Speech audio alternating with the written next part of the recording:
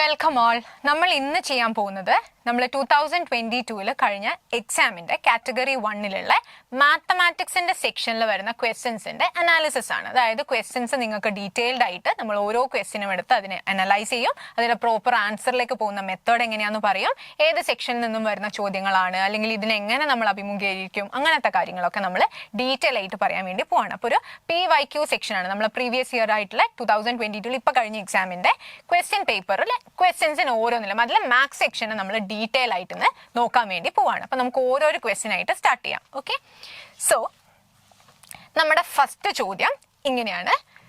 5, 3, 2, 4 പിന്നെയുള്ള കാണുന്ന ലെറ്റർ നിങ്ങൾക്ക് തന്നിരിക്കുന്നത് A എന്നാണ് അല്ലെ. അപ്പോ ഇങ്ങനെയുള്ള ഒരു സംഖ്യയിലെ അക്കങ്ങള് വ്യത്യസ്തമാണെന്ന് പറഞ്ഞിട്ടുണ്ട്. അങ്ങനെ പറയാൻ കാരണം എന്താ? A എന്ന് പറയുന്ന ലെറ്റർ ഒരിക്കലും 5, 3, 2, 4 ആവില്ല. വ്യത്യസ്തമായിട്ടെന്ന് പറയുന്നതിന്റെ കാരണം എന്തായിരിക്കും? ഓരോരോ ഡിജിറ്റും ഡിഫറെന്റ് ആണെന്ന് പ്രത്യേകം എടുത്തു പറഞ്ഞിട്ടുണ്ട്. ഓക്കെ, പിന്നെ ആ സംഖ്യ 3ന്റെ ഗുണിതവുമാണ് എന്ന് പറഞ്ഞിട്ടുണ്ട്. 3ന്റെ ഗുണിതവുമാണ്. അങ്ങനെയാണെങ്കിൽ A എന്ന് പറയുന്ന ആ ഒരു സ്ഥലത്ത് വരാവുന്ന അക്കം ഈ താഴെ തന്നിരിക്കുന്ന ഓപ്ഷൻസിൽ ഏതായിരിക്കും? ഇതാണ് നമ്മുടെ ക്വസ്റ്റ്യൻ. അപ്പൊ നോക്കിക്കേ, നമ്മുടെ ചോദ്യത്തിൽ വന്നിരിക്കുന്ന ആളെന്ന് പറയുന്നത് 5, 3, 2, 4, A. ഇങ്ങനെയല്ലേ നമ്മുടെ ക്വസ്റ്റ്യൻ വന്നിരിക്കുന്നേ. അപ്പൊ നമുക്ക് എന്ത് ചെയ്യാം? ഇത് എല്ലാം വ്യത്യസ്തമാണ് അല്ലെ. അപ്പൊ A എന്ന് പറയുന്ന ആൾ ഒരിക്കലും 5, 3, 2, 4 ആവില്ല എന്ന് ഞാൻ പറഞ്ഞു. പിന്നെയുള്ള ഒരു ചാൻസ് എന്താണ്? ഈ തന്നിരിക്കുന്ന ഓപ്ഷനിൽ വേറെ ഏത് ഡിജിറ്റാന്ന് കണ്ടുപിടിക്കണം. പക്ഷെ അവിടെ എന്ത് തന്നിട്ടുണ്ട്? 3ന്റെ ഗുണിതമാവണം എന്ന് പറഞ്ഞിട്ടുണ്ട്. 3ന്റെ ഗുണിതമാവുക എന്ന് പറയുമ്പോൾ എന്താണ്? നമ്മൾ ഡിവിസിബിലിറ്റി അല്ലെങ്കിൽ നിശേഷം ഹരിക്കുക എന്നുള്ള ഒരു സെക്ഷൻ നമ്മളുടെ ക്ലാസ്സുകളിൽ പഠിക്കുന്നതായിരിക്കും. അങ്ങനെ ആ ഒരു സെക്ഷൻ വെച്ച് നോക്കിക്കഴിഞ്ഞാൽ ഡിവിസിബിലിറ്റി എന്ന് പറയുന്ന ഒരു ഏരിയ എന്നായിരിക്കും ഈ ക്വസ്റ്റ്യൻ വന്നിട്ടുള്ളത്. ശരിയല്ലേ? അപ്പൊ 3 കൊണ്ട് കൃത്യമായിട്ട് നിശേഷം ഹരിക്കാൻ പറ്റുന്ന ഒരു സംഖ്യയാണല്ലോ 3ന്റെ ഗുണിതമായിട്ട് നമ്മൾ പറയുന്നത്. അങ്ങനെയാണെങ്കിൽ ഈ തന്നിരിക്കുന്ന സംഖ്യ 3ന്റെ ഗുണിതമാണെങ്കിൽ ആവാൻ ആ Aയുടെ സ്ഥലത്ത് എന്ത് വരും, എന്തായിരിക്കും, ഏത് അക്കമായിരിക്കും വരേണ്ടതെന്ന് നോക്കിയാൽ പോരെ. അപ്പൊ അതെങ്ങനെയാ ചെയ്യുന്നത് നമുക്കൊന്ന് നോക്കാം. നമുക്ക് തന്നിരിക്കുന്ന സംഖ്യ ഓർത്ത് വെക്കാം. 5, 3, 2, 4. ഓക്കെ, അപ്പം 5, 3, 2, 4 പിന്നെ ഒരു A എന്ന് പറയുന്ന ലെറ്ററും കൂടിയാണ് തന്നിട്ടുണ്ടായിരിക്കുന്നത്. അപ്പൊ 3ന്റെ ഗുണിതമാണോ എന്ന് ചെക്ക് ചെയ്യാൻ നമ്മൾ എന്താ ചെയ്യേണ്ടത്? ഇവിടെയുള്ള ഡിജിറ്റ്സിനെ എല്ലാം കൂടി ആഡ് ചെയ്യും. 3ന്റെ ഡിവിസിബിലിറ്റി ചെക്ക് ചെയ്യുക, അല്ലെങ്കിൽ 3 കൊണ്ട് നിശേഷം ഹരിക്കാൻ പറ്റുമോ എന്നുള്ളത് നോക്കാൻ വേണ്ടി തന്നിരിക്കുന്ന സംഖ്യയിലെ അക്കങ്ങളെ നമ്മൾ നിരത്തി ആഡ് ചെയ്യാറാണ് പതിവ്. ഓക്കെ, അപ്പൊ നമുക്കൊന്ന് ആഡ് ചെയ്ത് നോക്കാം അല്ലെ. 5 + 3 + 2 + 4 പ്ലസ് നമ്മുടെ A എന്ന് പറയുന്ന ഒരാളും കൂടി ഉണ്ടായിരിക്കും. അപ്പൊ ഇവരെ എല്ലാവരും കൂടെ പ്ലസ് ചെയ്യുമ്പോൾ നമുക്ക് കിട്ടുന്ന ഉത്തരം 3ന്റെ ടേബിളിലുള്ളതായിരിക്കണം. എന്ന് പറഞ്ഞാൽ എന്താ? 3ന്റെ ഒരു ഗുണിതമാണെങ്കിൽ തന്നിരിക്കുന്ന സംഖ്യയും 3 കൊണ്ട് നിശേഷം ഹരിക്കാൻ പറ്റുന്നതായിരിക്കും എന്നാണ് നമ്മൾ പഠിച്ചിരിക്കുന്നത്. ശരിയല്ലേ? അപ്പൊ നമുക്ക് ഇതെല്ലാം കൂടി ഒന്ന് ആഡ് ചെയ്ത് നോക്കാം അല്ലെ, എന്താ വരുന്നതെന്ന്. അപ്പൊ ഒന്ന് നോക്കിക്കേ. 5 + 3 എത്ര വരും? 8. 8 + 6 എന്നാണ് വന്നിരിക്കുന്നത്. അപ്പൊ ഇവിടെ പ്ലസ് A നമുക്ക് അങ്ങനെ തന്നെ എഴുതി വെക്കാം. അപ്പൊ നമ്മുടെ ആൻസർ ഇവിടെ എന്താ? 14 എന്നാ വന്നത് അല്ലെ. അപ്പൊ 14 + A എന്ന് പറയുന്നത് എന്തായിരിക്കണം? ആ A എന്ന് പറയുന്ന സംഖ്യ കൂട്ടിക്കഴിഞ്ഞാൽ നിങ്ങൾക്ക് എന്ത് കിട്ടണം? നമ്മുടെ 3 കൊണ്ട് ഹരിക്കാൻ പറ്റുന്ന അല്ലെങ്കിൽ 3ന്റെ ഗുണിതമായിട്ടുള്ള ഒരാളെ കിട്ടണം. അതാണ് നമ്മുടെ ആവശ്യം കേട്ടോ. അപ്പൊ 14ന്റെ അടുത്തേക്ക് 14നോട് ആരെ കൂട്ടുമ്പോഴാണ് 3 കൊണ്ട് ഹരിക്കാൻ പറ്റുന്ന സംഖ്യ ആവുന്നത് എന്ന് നോക്കിയാൽ പോരെ. അപ്പൊ നമ്മൾ നമ്മുടെ ഓപ്ഷൻ ഒന്ന് നോക്കിക്കേ. 7, 8, 9, 0 ഇങ്ങനെയാണ് നമ്മുടെ ഓപ്ഷൻസ് തന്നിരിക്കുന്നത്. അപ്പൊ Aയുടെ സ്ഥലത്ത് 7 കൊണ്ട് ഇട്ട് കൊടുത്തെന്ന് വിചാരിച്ചോളൂ. എന്തായിരിക്കും വരിക? നമുക്കൊന്ന് വെറുതെ ചെക്ക് ചെയ്ത് നോക്കാം. 14 + 7 എത്രയായിരിക്കും ആൻസർ? 21 എന്ന് വന്നു അല്ലെ. അപ്പൊ നമ്മൾ ഇനി പിന്നീട് ചെയ്ത് നോക്കേണ്ട ആവശ്യമുണ്ടോ? കാരണം എന്താ? 21 എന്ന് പറയുന്നത് തന്നെ എന്താണ്? നമ്മുടെ 3ന്റെ ഗുണനത്തിൽ വരുന്ന ആളാണ്. 3ന്റെ ടേബിളിൽ വരുന്ന ആളാണ് 21. അപ്പൊ ആ 14നോട് 7 കൂട്ടുമ്പോൾ തന്നെ കിട്ടുന്ന ആൾ എന്താണ്? 3 കൊണ്ട് ഡിവിസിബിൾ ആയിട്ടുള്ള 21 എന്ന് പറയുന്ന നമ്പറാ. അങ്ങനെയാണെങ്കിൽ Aയുടെ സ്ഥാനത്ത് നമുക്ക് 7 വെച്ച് കൊടുത്താൽ കിട്ടിയിരിക്കുന്ന സംഖ്യ എന്തായിരിക്കും? 3 കൊണ്ട് നിശേഷം ഹരിക്കാൻ പറ്റുന്ന സംഖ്യയാണ്. എന്ന് പറഞ്ഞാൽ എന്തായി? നമ്മുടെ കറക്റ്റ് ആൻസർ എന്ന് പറയുന്നത് ഓപ്ഷൻ A ആയിരിക്കും, 7. ക്ലിയർ ആണോ? അപ്പൊ നമുക്ക് തന്നിരിക്കുന്ന ചോദ്യത്തിൽ ഡിവിസിബിലിറ്റി ചെക്ക് ചെയ്യാനാണ് മെയിൻ ആയിട്ട് ഉദ്ദേശിച്ചിരിക്കുന്നത്. തന്ന സംഖ്യ എല്ലാം കൂടി കൂട്ടി നോക്കുക. കിട്ടുന്ന ഉത്തരം 3ന്റെ ഗുണനത്തിൽ വരുന്ന ആളാണെങ്കിൽ അയാളെ നമുക്ക് മൊത്തമായിട്ട് 3 കൊണ്ട് ഡിവിസിബിൾ ആണെന്ന് പറയാം. അതിനുവേണ്ടി നമ്മൾ എല്ലാവരും കൂടി ആഡ് ചെയ്ത് നോക്കിയിട്ട് Aയുടെ സ്ഥാനത്തേക്ക് ഇതിൽ ആരെ കൊടുത്താലാണ് കിട്ടുന്ന കൂട്ടിയിട്ട് കിട്ടുന്ന സംഖ്യ 3ന്റെ ഗുണിതമാവുന്നതെന്ന് ചെക്ക് ചെയ്തു. അപ്പൊ 7 ആണ് നമ്മുടെ ഫസ്റ്റ് ഓപ്ഷനിൽ ഉണ്ടായിരുന്നത്. 7 ഇട്ട് കൊടുത്തപ്പോൾ തന്നെ നിങ്ങൾക്ക് എന്ത് കിട്ടി? അത് 21 കിട്ടാണ്. 21 ഓൾറെഡി 3ന്റെ ടേബിളിൽ വരുന്ന ആളായതുകൊണ്ട് നമുക്ക് നിശേഷം ഹരിക്കാൻ പറ്റുന്നതാണെന്ന് പറയാം. അതുകൊണ്ട് എ എന്ന് പറയുന്ന ഡിജിറ്റിന് വരാൻ പറ്റുന്ന, എ എന്ന് പറയുന്ന ആ സ്ഥലത്ത് ആ ഒരു സ്ഥാനത്ത് വരാൻ സാധിക്കുന്ന സംഖ്യ എന്ന് പറയുന്നത് 7 ആയിരിക്കും എന്ന് നമുക്ക് പറയാം. ക്ലിയർ ആണല്ലോ? ഇനി നമ്മൾ അടുത്ത ചോദ്യത്തിലേക്ക് പോകുന്നു. താഴെ കൊടുത്തിരിക്കുന്ന പഠന നേട്ടങ്ങളിൽ ലോവർ പ്രൈമറി ക്ലാസ്സുകളിലെ കുട്ടികൾക്ക് നേടേണ്ട പഠന നേട്ടം ഏത് എന്ന് പറഞ്ഞാൽ എന്താണ്? നമ്മുടെ പെഡഗോജി ആയിട്ട് റിലേറ്റ് ചെയ്ത ഭാഗമാണ് അല്ലെ. എന്ന് പറഞ്ഞാൽ നമ്മളെ പ്രോബ്ലം സെക്ഷൻ മാത്സിന്റെ കണ്ടന്റിൽ നിന്നും മാറിയിട്ട് മാത്തമാറ്റിക്കൽ പെഡഗോജിയിലേക്ക് പോയിട്ടുള്ള ക്വസ്റ്റ്യൻസ് ആണ്. ആ ഒരു സെക്ഷനിൽ വരുന്ന ടൈപ്പ് ക്വസ്റ്റ്യൻ ആണ് ഇത്. അപ്പൊ താഴെ കൊടുത്തിട്ടുണ്ട് 4 ഓപ്ഷൻസ് ഉണ്ടായിരിക്കും. ആ ഓപ്ഷനിൽ പഠന നേട്ടങ്ങളിൽ എന്ന് പറയുമ്പോൾ എന്താ, ലോവർ പ്രൈമറി ക്ലാസ്സിൽ വരുന്ന കുട്ടികളുടെ എന്തായിരിക്കും അവരുടെ ഒബ്ജക്റ്റീവ്സ്, ലേണിംഗ് ഒബ്ജക്റ്റീവ്സ് നമ്മൾ പറയും. ആ പഠന നേട്ടം കൈവരിക്കുന്നതിന് കുട്ടികൾ നേടേണ്ട ഏറ്റവും പ്രധാനപ്പെട്ട പഠന നേട്ടം പ്രൈമറി ആണ്, ലോവർ പ്രൈമറി ക്ലാസ് ആണ്. അപ്പൊ ആ ക്ലാസ് ഒന്ന് ഓർത്ത് വെക്കുക. അതിനനുസരിച്ച് നമ്മുടെ ഓപ്ഷനിൽ ആരെങ്കിലും ഉണ്ടോ എന്ന് ചെക്ക് ചെയ്യാം. ആദ്യത്തേത് എന്താ വന്നിരിക്കുന്നത്? തന്നിരിക്കുന്ന ചതുരത്തിന് തുല്യ പരപ്പളവുള്ള സമചതുരം വരയ്ക്കുക. അപ്പൊ ആദ്യം ഒരു ചതുരം തന്നു, അതിന്റെ സെയിം ഏരിയയോട് വരുന്ന വേറൊരു ചതുരം വരയ്ക്കാം. അതൊരു ലോവർ പ്രൈമറി ലെവലിൽ വരുന്ന കുട്ടിക്ക് പഠിക്കാൻ പറ്റുന്ന ഒരു കാര്യമായിട്ട് തോന്നുന്നുണ്ടോ? ഇല്ല. അപ്പൊ ആ ഓപ്ഷൻ എ ആവാനുള്ള സാധ്യത അവിടെ വളരെ കുറവാണ്. ഇനി നോക്കുക, 2 മൂന്നക്ക സംഖ്യകളുടെ തുക കാണുന്നത്. 2 മൂന്നക്ക സംഖ്യ എന്ന് പറയുമ്പോൾ 3 ഡിജിറ്റുള്ള 2 നമ്പേഴ്സിന്റെ സമ്മ് കാണാൻ, തുക കാണാൻ വേണ്ടി പഠിക്കുന്നത്. മൂന്നാമത്തെ ഓപ്ഷൻ എല്ലാത്തരം ജ്യാമിതീയ രൂപങ്ങളും അവയുടെ പ്രത്യേകതകളും തിരിച്ചറിയുക. അപ്പൊ ലോവർ പ്രൈമറിയിൽ പഠിക്കുക എന്ന് പറയുമ്പോൾ വളരെ ചെറിയ ക്ലാസ് ആണ്. ആ ക്ലാസ്സിൽ എത്തുന്ന കുട്ടിക്ക് എല്ലാ പോളിഗൺസും എല്ലാ ജോമെട്രിക്കൽ ഷേപ്സും മനസ്സിലാക്കി അതിന്റെ പ്രത്യേകതകളൊക്കെ മനസ്സിലാക്കുക എന്ന് പറഞ്ഞാൽ അത് നടക്കുന്ന കാര്യമായിരിക്കില്ല. സോ ഓപ്ഷൻ സി ആവാനും സാധ്യത അവിടെ വളരെ കുറവാണ്. പിന്നെ നമ്മൾ ഓപ്ഷൻ ഡി എന്താണ്? തന്നിരിക്കുന്ന അളവുകൾ ഉപയോഗിച്ച് ജ്യാമിതീയ രൂപങ്ങൾ വരയ്ക്കുക. അതായത് ട്രയാങ്കിൾ വരയ്ക്കുക, സർക്കിൾ വരയ്ക്കുക, ഇങ്ങനത്തെ സാധനങ്ങളൊന്നും നമ്മൾ ലോവർ പ്രൈമറി ക്ലാസ്സസിൽ പൊതുവെ പറഞ്ഞു കൊടുക്കുന്ന പാഠഭാഗത്ത് വരുന്നതല്ല. അപ്പൊ നമ്മൾക്ക് ആപ്റ്റ് ആയിട്ടുള്ള ഓപ്ഷൻ ആയിട്ട് തോന്നുന്നത് ഓപ്ഷൻ ബി ആയിരിക്കും. ഒരു മൂന്നക്ക സംഖ്യകളെ കുറിച്ച് കുട്ടികൾ പഠിച്ചു തുടങ്ങി കാണും ലോവർ പ്രൈമറി ആവുന്ന സമയത്ത്. അപ്പൊ മൂന്നക്കം വരുന്ന 2 സംഖ്യകൾ ആഡ് ചെയ്യുക എന്ന് പറയുന്നത് ആ ക്ലാസ്സിനെ സംബന്ധിച്ചിടത്തോളം അവർക്ക് നേടിയെടുക്കാൻ പറ്റുന്ന ഒരു പഠന നേട്ടം തന്നെയാണ്. ബാക്കി 3ഉം ലോവർ പ്രൈമറിയിലേക്ക് ചേരുന്ന രീതിയിലുള്ളതല്ല. അപ്പൊ നമ്മുടെ ആൻസർ ആയിട്ട് നമുക്ക് ആരെ പറയാം? ബി എന്ന് പറയുന്ന ഓപ്ഷൻ അവിടെ കറക്റ്റ് ആണെന്ന് പറയാം. ഇനി നമ്മുടെ അടുത്ത ചോദ്യം, 10⁻10 ഇതാണ് തന്നിരിക്കുന്നത്. ഇതിനോട് എന്ത് കൂട്ടിയാലാണ് 10⁻11 കിട്ടുക? അപ്പൊ നമുക്ക് ഓപ്ഷൻ വൈസ് ചെക്ക് ചെയ്ത് നോക്കാം, അതല്ലാതെയും ചെയ്യാം. അപ്പൊ ഞാനിവിടെ ഓപ്ഷൻ വൈസ് വെറുതെ ഒന്ന് ചെയ്ത് നോക്കാം കേട്ടോ. 10⁻10 പ്ലസ് 10⁻10 ഇങ്ങനെ വന്നു കഴിഞ്ഞാൽ നമുക്ക് എന്തേ ചെയ്യാനുള്ളൂ? ആകെ നോക്കിക്കേ, 10⁻10നോട് ഞാൻ ആദ്യത്തെ ഓപ്ഷൻ ആണ് എടുത്തത്. ഈ ഒരു ഓപ്ഷൻ വെച്ച് ചെയ്ത് നോക്കിയതാണ്. 10⁻10 പ്ലസ് പിന്നെ കൂട്ടാൻ ഇവിടെ ഓപ്ഷനിൽ തന്നത് ആരെയാണ്? 10⁻10 തന്നെയല്ലേ. അപ്പൊ ഇത് രണ്ടും കൂടെ കൂട്ടുമ്പോൾ നിങ്ങൾക്ക് 10⁻11 വരുമോ? ഇല്ല. ഡെഫിനറ്റ് ആയിട്ടും ഇത് ഓപ്ഷനിൽ തെറ്റാണെന്ന് പറയാം. അപ്പൊ ഇത് ഒരിക്കലും ആവാനുള്ള സാധ്യത ഇല്ല. അടുത്ത ഓപ്ഷനിലേക്ക് പോവാണ് ഞാൻ. 9 അപ്പൊ 10⁻10നോട് 9 × 10⁻10 ഇത് ഇങ്ങനെ കാണുമ്പോൾ നമുക്ക് പെട്ടെന്ന് ആളെ തിരിച്ചറിയാൻ പറ്റില്ല. അപ്പൊ നമ്മൾ ചെയ്യേണ്ട കാര്യം, 2 സ്ഥലത്തും പൊതുവായിട്ട് നിങ്ങൾക്ക് ആരെ കാണാം? 10⁻10 10⁻10 2 സ്ഥലത്തും പൊതുവായിട്ട് കാണുന്നു. അങ്ങനെ പൊതുവായിട്ടുള്ള ഒരാളെ നമ്മൾ പൊതുവെ എന്താ ചെയ്യാറ്? പുറത്തേക്ക് എടുക്കാറുണ്ട്, ശരിയല്ലേ? അപ്പൊ ഇവിടെ നിന്നും ഈ 10⁻10 ഞാൻ പുറത്തേക്ക് എടുത്തു. എന്താ അപ്പൊ ബാക്കി വരിക? 10⁻10 നിന്നും 10⁻10 2 സ്ഥലത്തു നിന്നും ഞാൻ കോമൺ ആയിട്ട് പുറത്തേക്ക് എടുത്തു, ശരിയാണല്ലോ? അപ്പൊ ഇവിടുന്ന് കംപ്ലീറ്റ് ആയിട്ട് ഇയാൾ പുറത്തു പോയി കഴിഞ്ഞാൽ അവിടെ ബാലൻസ് 1 എന്ന് വരും, ശരിയാണല്ലോ? പിന്നെ നടുക്ക് നമ്മുടെ പ്ലസ് ഉണ്ട്, ആൻഡ് ഇയാൾ മൊത്തത്തിൽ പോയി കഴിഞ്ഞാൽ ഇവിടെ ഒരു 9 കൂടി ബാക്കി ഉണ്ടാവും. അപ്പൊ നമുക്ക് ബ്രാക്കറ്റിനുള്ളിൽ എന്ത് കിട്ടി? 10⁻10 കോമൺ ആക്കി പുറത്തേക്ക് ഇട്ടപ്പം ഇയാൾ പോയപ്പോൾ ആ സ്ഥാനത്ത് 1 എന്ന് വന്നു, ഇയാൾ പോയപ്പോൾ അവിടെ 9 എന്ന് മാത്രവും ബാക്കി വന്നു. ഇനി നമുക്ക് ബ്രാക്കറ്റിലുള്ള ആൾ ആദ്യം ചെയ്യണം എന്നറിയാം അല്ലെ. അപ്പൊ 10⁻10 ഇവിടെ ഇൻറ്റു ആണ് അല്ലെ. അപ്പൊ ഇൻറ്റു 10 എന്ന് വന്നു. 10⁻10 ഇൻറ്റു 10 ഇങ്ങനെ വന്നു കഴിഞ്ഞാൽ നമ്മൾ പഠിച്ചൊരു ഫോർമുല ഉണ്ടായിരുന്നു. a⁻m ഇൻറ്റു a⁻n എന്ന് പറഞ്ഞാൽ a⁻m+n ആണ്. നമ്മള് കൃത്യംഗങ്ങൾ അഥവാ എക്സ്പോണൻസ് എന്ന് പറയുന്ന സെക്ഷനിൽ പഠിച്ചിരുന്ന ഒരു ഇക്വേഷൻ ആണ്. ഒരേ ആൾക്കാർ താഴെ വന്നു കഴിഞ്ഞാൽ അവർ തമ്മിൽ ഗുണനവുമായിരിക്കണം, മുകളിൽ വ്യത്യസ്തമായ സംഖ്യവുമാണെങ്കിൽ നമ്മൾ എന്ത് ചെയ്യും? ആ അടിയിൽ വന്ന ആളെ ഒറ്റ തവണ എഴുതിയിട്ട് മുകളിൽ വരുന്ന 2 പവേഴ്സിനെയും ആഡ് ചെയ്ത് എഴുതാറുണ്ട്, ശരിയല്ലേ? അപ്പൊ നോക്കിക്കേ, ഇവിടെ 10ഉം ഇവിടെ ആരും ഇല്ലല്ലോ. അപ്പൊ നമുക്ക് 1 എന്ന് ഇട്ട് കൊടുക്കാം. ബേസ് രണ്ടും സെയിം ആണ്. ഇതാ എയുടെ സ്ഥലത്ത് 2 സ്ഥലത്തും 10 എന്ന് വരുന്നുണ്ട്. അപ്പൊ ഇതിനൊന്ന് നമുക്ക് സോൾവ് ചെയ്താൽ എന്താ വരിക? 10⁻10 + 1 എന്ന് പറഞ്ഞാൽ എത്രയായി ഉത്തരം? 10⁻11. നമുക്ക് വേണ്ടിയിരുന്നതും ആരെയാണ്? 10⁻11 11 അങ്ങനെയാണെങ്കിൽ നമ്മുടെ ഓപ്ഷൻ ബി ആയിരിക്കും അവിടെ കറക്റ്റ് എന്ന് പറയാം. പിന്നെ ബാക്കിയുള്ളത് ചെയ്ത് നോക്കേണ്ട ആവശ്യമുണ്ടോ? ഓൾറെഡി നമ്മൾ 9 × 10⁻10 എടുത്തു, ചെയ്ത് സോൾവ് ചെയ്തപ്പോൾ അവസാനം 10⁻11 കിട്ടിയിട്ടുണ്ട്. അപ്പൊ 10⁻10 ഇയാളെ കൂട്ടുമ്പോഴായിരിക്കും നമുക്ക് 10⁻11 കിട്ടുന്നുണ്ടായിരിക്കാം. ആ സെക്ഷനും അത്രയേ ഉള്ളൂ. ഇനി നമുക്ക് നമ്മുടെ അടുത്ത ചോദ്യത്തിലേക്ക് പോവാം. ചിത്രത്തിൽ ABPQ നിങ്ങൾക്ക് കാണാൻ പറ്റുന്നുണ്ടല്ലോ. AB അതേപോലെ PQ, ഈ രണ്ട് വരകള് സമാന്തരമാണെന്ന് പറയുന്നുണ്ട്. സമാന്തര വരകളുടെ പ്രത്യേകത എന്താണ്?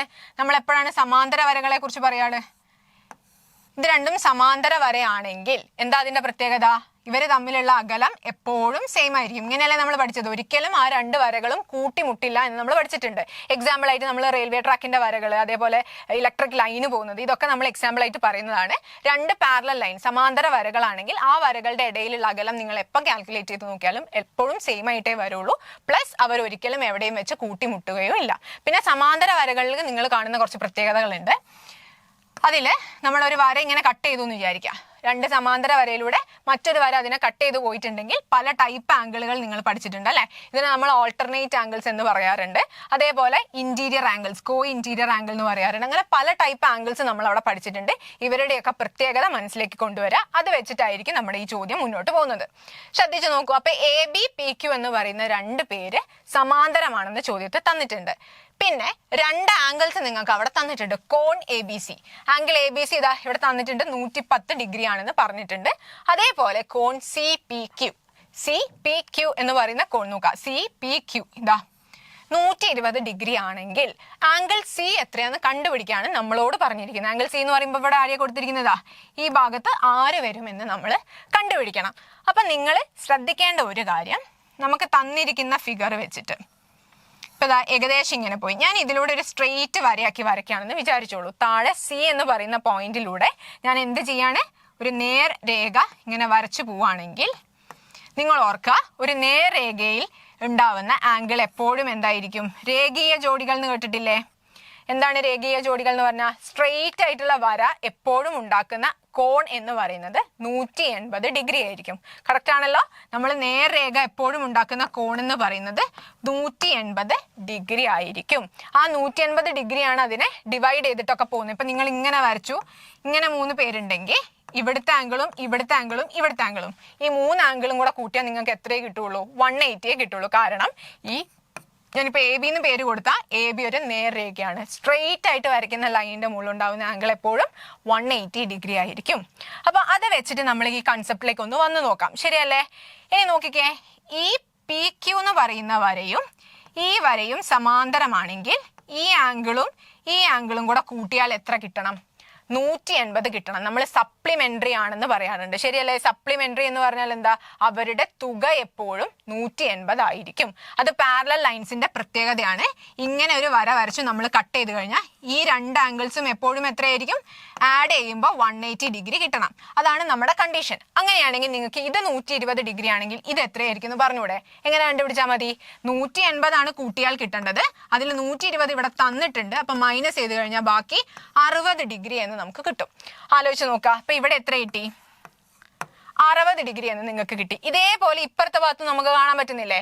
നോക്കിക്കേ, ഇത് 110 ഡിഗ്രി ആണെങ്കിൽ ഈ ഡിഗ്രിയും കൂടെ ഇവിടെ ഉണ്ടാവുന്ന രണ്ട് ആംഗിൾസും കൂടെ കൂട്ടുമ്പോൾ 180 കിട്ടണം. അതാണ് നമ്മൾ അവിടെ പറഞ്ഞത്. സെയിം കാര്യം തന്നെ നമുക്ക് ഇങ്ങോട്ടും ഈ സൈഡിലോട്ടും പറയാൻ പറ്റും. ശരിയല്ലേ? അപ്പൊ ഈ 110 പ്ലസ് ഈ ആംഗിൾ എത്രയായിരിക്കണം? 180 ആയിരിക്കണം. അപ്പം 180യിൽ നിന്ന് നമുക്ക് എന്ത് ചെയ്ത് നോക്കാം? മൈനസ് 110 ചെയ്ത് നോക്കാം അല്ലെ? അപ്പൊ ആൻസർ എത്ര വരും? 70 എന്ന് വരും. അങ്ങനെയാണെങ്കിൽ ഇവിടെ തന്നിരിക്കുന്ന ആംഗിൾ എത്രയായിരിക്കും? 70 ഡിഗ്രി. ശരിയല്ലേ? ഇപ്പൊ എന്തായി നമ്മുടെ ആൻസറിന്റെ ഒരു അവസ്ഥ? നോക്കിക്കേ, ഇവിടെ 60 ഡിഗ്രി എന്നും കിട്ടി, ഇവിടെ 70 ഡിഗ്രി എന്നും കിട്ടി. നമുക്കാണെങ്കിൽ കണ്ടുപിടിക്കേണ്ടത് നടുക്കുള്ള ആളെയാണ്. അപ്പൊ ഞാൻ ഓൾറെഡി പറഞ്ഞിരുന്നു, നേർരേഖയാണെങ്കിൽ അവിടെ ഉണ്ടാക്കുന്ന ആംഗിൾ എപ്പോഴും എത്രയായിരിക്കും? 180 ഡിഗ്രിയാന്ന് നമ്മൾ പറഞ്ഞിട്ടുണ്ട്. അങ്ങനെയാണെങ്കിൽ ഈ 70യും ഈ നടുക്ക് നമുക്ക് അറിയാത്ത ആംഗിളും ഈ 60യും കൂടെ കൂട്ടിക്കഴിഞ്ഞാൽ നിങ്ങൾക്ക് 180 ഡിഗ്രി കിട്ടണം. ശരിയാണല്ലോ? നമ്മൾ പറഞ്ഞു നേർരേഖയാണെങ്കിൽ നടുക്കുണ്ടാക്കുന്ന ആംഗിൾ എപ്പോഴും എത്രയായിരിക്കും? 180 ഡിഗ്രി. അങ്ങനെ 180 ഡിഗ്രി ആണെങ്കിൽ 70യും 60യും ഈ ആംഗിളും കൂടെ കൂട്ടുമ്പോൾ 180 ആയിരിക്കും ആ കിട്ടേണ്ടത്. അപ്പൊ നമുക്ക് ഇത് രണ്ടും കൂടെ ജസ്റ്റ് ഒന്ന് എന്ത് ചെയ്ത് നോക്കാം? ആഡ് ചെയ്ത് നോക്കാം അല്ലെ? എത്ര വരും? 70 + 60 എന്ന് പറഞ്ഞാല് 130 എന്ന് വരും. 130 പ്ലസ് അറിയാത്ത ആംഗിൾ ആയതുകൊണ്ട് ഞാൻ അതിനെ ക്വസ്റ്റ്യൻ മാർക്ക് തന്നെ ഇട്ടു. 180 എന്ന് കിട്ടണം. അങ്ങനെയാണെങ്കിൽ ആ ക്വസ്റ്റ്യൻ മാർക്ക്, അതായത് നമുക്ക് വേണ്ട ആംഗിൾ കണ്ടുപിടിക്കാൻ 180യിൽ നിന്നും ഈ 130നെ മൈനസ് ചെയ്താൽ പോരെ? അപ്പൊ എത്രയായിരിക്കും ആൻസർ ഉണ്ടായിരിക്കുക? 180 മൈനസ് 130 എന്ന് പറയുമ്പോൾ 50 എന്ന് വരും ആ ആൻസർ. ക്ലിയർ ആണോ? അപ്പൊ ഇത് 70, ഇത് 60, ഇത് രണ്ടും കൂടെ ആഡ് ചെയ്തിട്ട് 180ൽ നിന്നും മൈനസ് ചെയ്ത് കഴിഞ്ഞാൽ കിട്ടുന്ന ആൻസർ ആയിരിക്കും നമുക്ക് അവിടെ ആംഗിൾ സി ആയിട്ട് വരുന്നത്. അപ്പൊ നിങ്ങൾ നോക്കിയേ, നമ്മുടെ ഓപ്ഷനിൽ ആളുണ്ട്. സോ ഓപ്ഷൻ എ 50 ഡിഗ്രിയാണ് അവിടെ ആൻസർ ആയിട്ട് വരുന്നത്. അപ്പൊ നമ്മൾ ലൈൻസ്, ആംഗിൾസ്, ആ പോളിഗണിനായിട്ട് തുടങ്ങുമ്പോൾ, പോളിഗണിന്റെ ജോമെട്രി റീജിയൻ തുടങ്ങുന്ന സമയത്ത്, ജാമിതീയ രൂപങ്ങളൊക്കെ തുടങ്ങുന്ന സ്ഥലത്ത് ആംഗിൾസിനെ കുറിച്ചും സമാന്തര വരകളെ കുറിച്ചൊക്കെ നമ്മൾ പഠിക്കുന്നുണ്ട്. ആ ഭാഗത്തു നിന്നും വരുന്ന ചോദ്യത്തിൽ പെടുന്നതാണ് ഇത്. ക്ലിയർ ആയല്ലോ? ഓക്കെ, ഇനി നമ്മുടെ അടുത്ത ക്വസ്റ്റ്യൻ, ലോവർ പ്രൈമറി തലത്തിൽ ഗണിത ബോധന പ്രക്രിയയിൽ ആവശ്യമില്ലാത്തതേത്? ശ്രദ്ധിക്കണം, ചോദ്യം വായിക്കുമ്പോൾ ചാടിക്കയറി ഉത്തരത്തിലേക്ക് പോകുന്നതിന് മുന്നേ ക്വസ്റ്റ്യൻ 2 തവണയെങ്കിലും മിനിമം വായിച്ചു നോക്കുക. ഇതിൽ പറഞ്ഞിരിക്കുന്നത് ആവശ്യമില്ലാത്തതിനെ കുറിച്ചാണ് കേട്ടോ. അപ്പൊ നമുക്ക് ആവശ്യമില്ലാത്ത ആൾ ആരാണെന്നാണ് കണ്ടുപിടിക്കേണ്ടത്. നോക്കിക്കേ, വിവരങ്ങൾ അല്ലെങ്കിൽ ദത്തങ്ങൾ പട്ടികപ്പെടുത്തൽ, ടേബിൾ ഫോമിലാക്കുക. നമ്മൾ ചെറിയ പ്രൈമറി ക്ലാസ്സസിലൊക്കെ പഠിക്കുന്ന സമയത്ത്, പഠിപ്പിച്ചു കൊടുക്കുന്ന സമയത്ത് നമ്മൾ എന്ത് ചെയ്യാറുണ്ട്? അവർക്ക് കൊടുക്കുന്ന ഡാറ്റ അവരെങ്ങനെ വേർതിരിച്ച് വേറെ വേറെ പെട്ടികളിലാക്കാൻ, ഇതൊക്കെ നമ്മൾ അവരെ കൊണ്ട് ചെയ്യിപ്പിക്കുന്ന കാര്യം അല്ലെ.